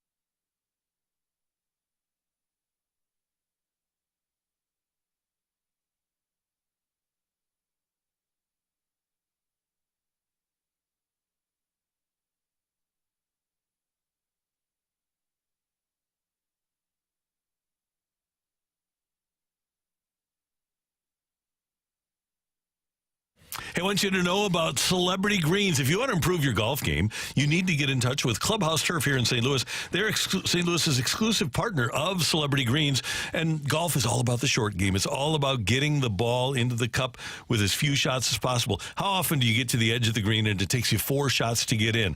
That's why you need a Celebrity Green. They'll put a beautiful synthetic green in your backyard so you can practice putting and chipping and pitches and bunker shots. The only company to call is Clubhouse Turf at 314-834-2343 or online. You can go to clubhouseturf.com and they'll put in whatever green you want. If you want to put in the 12th at Augusta or maybe the 16th at TPC in Scottsdale, you can put in any green you want, and it will roll like real grass. It's amazing. John Rahm got one in his backyard. He actually had them copy the greens at Augusta, and that's how he won the Masters. Max Homa has one in his backyard, too. And you can as well with a Clubhouse Turf Celebrity Green. Again, the number 314-834-2343, or just go to clubhouseturf.com.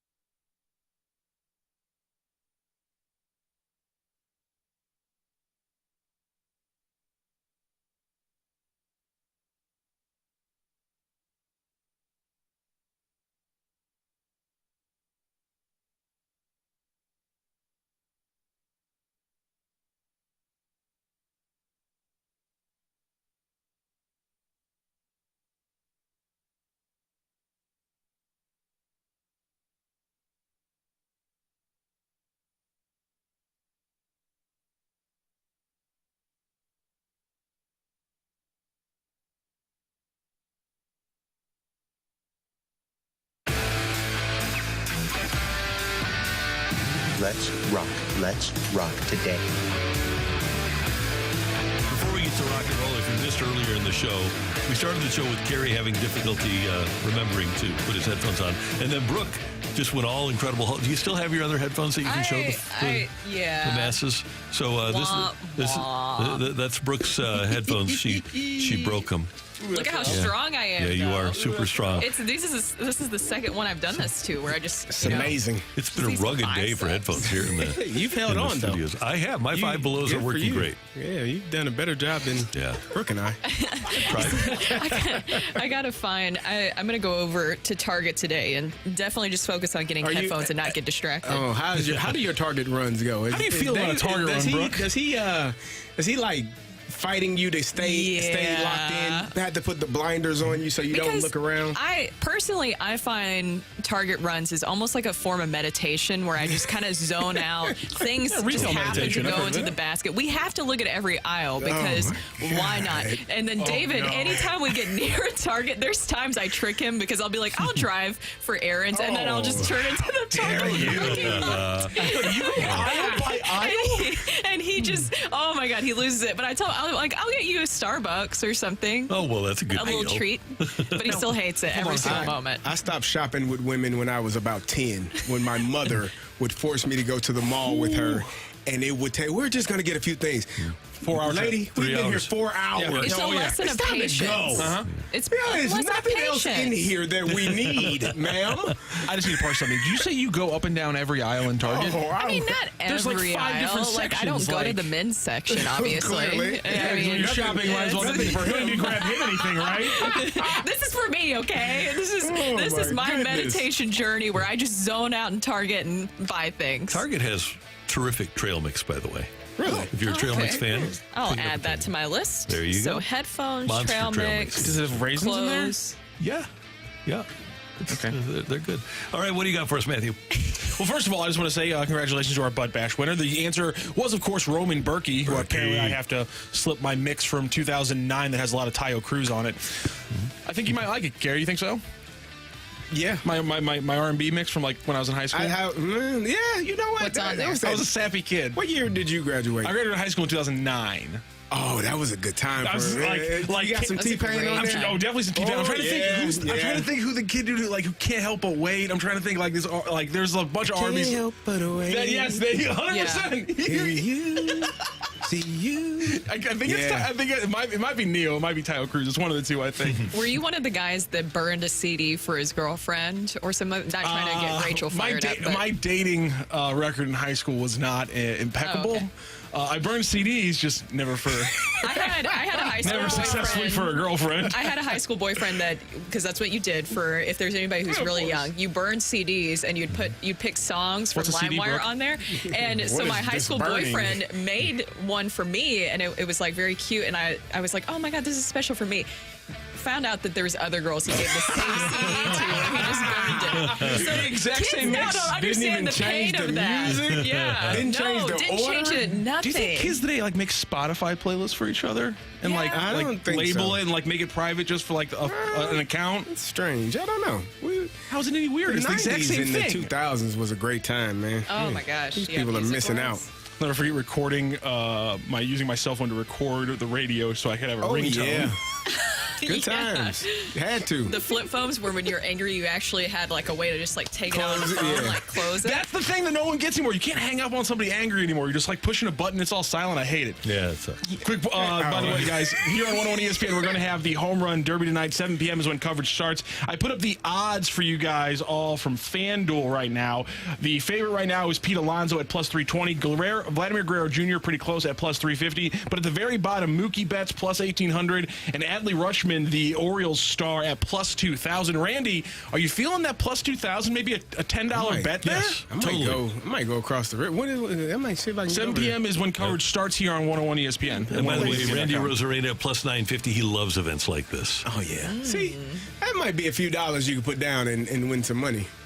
See, here's Might the have to go across the Bet has already across the been water. approached, and he talks about how he knows it's like that he's not going to win, but he's just doing it to have some fun. But I really do think the young guys who don't care about swinging out of their shoes, like a Vladimir Guerrero, maybe a Luis Robert, he's on a bad team, and like you said, Randy, a guy like Adley Rutschman who doesn't know that he's supposed to hold back in an event like this. Maybe he just completely full-on torques it. Plus 2,000, again, you throw out a $5, $10 bet there, you're feeling pretty good after a Monday night. I got to take that one there, although I will go with Randy. I think the best money play It's either Adolis Garcia plus 700 or Rosarena at plus 950, and it's just perfect that they're both, former roommates. And there's a lovely glowing piece on The Athletic today by Levi Weaver, and you can check out this awesome relationship between these two former roommates for one organization. What organization would let them both Were you watching the draft last night on MLB Network? I was, yes. When all the guys said, when Tampa traded Matthew Liberatore, everybody said, what are they doing? They can't trade Matthew Liberatore. Who's Randy Rosarena? You never know. No, you never know. Never know. It was really interesting that even the experts, Dan O'Dowd was there, and the scouting people from MLB, they thought that the Cardinals got a steal that night. There you go. See? And you know what? Still may be a steal. We just... Yeah, it's no. Let's find patient. Hold on a second. Next season... No. Let's find some positivity. There's always next season. He just got sent down after getting shelled. Next season is always, it's right Well, here. he'll pitch well down there. There you go. There's always next season. There's a term for a guy who's really good at AAA, but sometimes not good enough as a Major League Baseball pitcher? Not well coached at the Major League level. Oh, okay. I thought maybe something a little pithier and okay. Fifth year. Well, here's some. What you saying? Yeah, that works. I was going to go for something more positive. 97, 98 at the minor league level, 92, 93 at the Major League level. How does that work? I have no idea. That's a very... the clocks are different. Is the air that much thinner in Memphis than it is here in St. Louis? Yeah. So you were going with 4A. Right. That's, I believe that's what I might have been alluding to, yes. Yeah. There is some positivity, though, because over the weekend, Kerry Davis, you mentioned Elly De La Cruz making headlines when he stole second base, third base, and home in the same moments at bat for the Cincinnati Reds. Well, here's the thing. In the Futures game, Victor Scott II got on base immediately, stole second and third. He's the Cardinals prospect. He was in Jim Bowden's wrap-up as the most impressive player speed-wise. He's already got 52 steals in the minors. Just wait 3 or 4 years, guys. We got our own Elly De La Cruz coming up. He doesn't slug near Elly De La Cruz. He's not like 6'5", but he can steal some bags, Kerry. Are they going to let him steal? What? Huh? When he gets to the major league club, is he going to be allowed to steal? Why wouldn't they allow him to steal? He's really fast. I'm sure that the analytics, you need 27 outs, man. But we're talking like 4 years from now. You can't afford to waste one. What are you talking about? You haven't watched this team? 27. You only got 27 of them. You don't get 28 or 29. You can't waste. It's really easy to score if he's on third base, though. It's pretty damn easy to score. But Jim Bowden said says if he gets a hit, you might as well just put him on third base. That sounds like a guy who could be pretty useful. You'd want to utilize that, wouldn't you? That sounds like, what's the guy's name from Cincinnati a few years ago? Why am I dropping his name? Billy Hamilton? Billy, yeah. Oh, yeah. Sliding Billy Hamilton. He was flying. There you go. Like to manage against you. Great job today by our producer-engineer, the one, the only Matthew Rocchio. Pleasure. Brooke, this was fun. Sorry about your headphones. Oh, no, I'm excited for my Target run. Oh, okay. David just texted me, and he said, I hate Starbucks, too. I forgot. He doesn't like Starbucks, but I still just get him something anyways. In my mind, this is something he enjoys. It's a nice treat. Right. Passion tea lemonade sweetened. He'll never be angry again. Oh, my goodness. And you're getting married. She's like, I like it. You like it, right? Isn't he the luckiest? No, I don't like it. Course. I don't like that at all. It's going to be awesome. We've learned to compromise. It sounds like it. Sounds like he's learned to compromise. CD?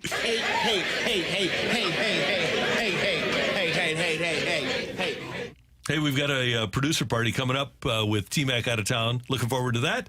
And then BK and Ferrario are coming your way at 11 until 2 here on 101 ESPN. For all of us until tomorrow morning at 7. Have a great day, St. Louis. That's right.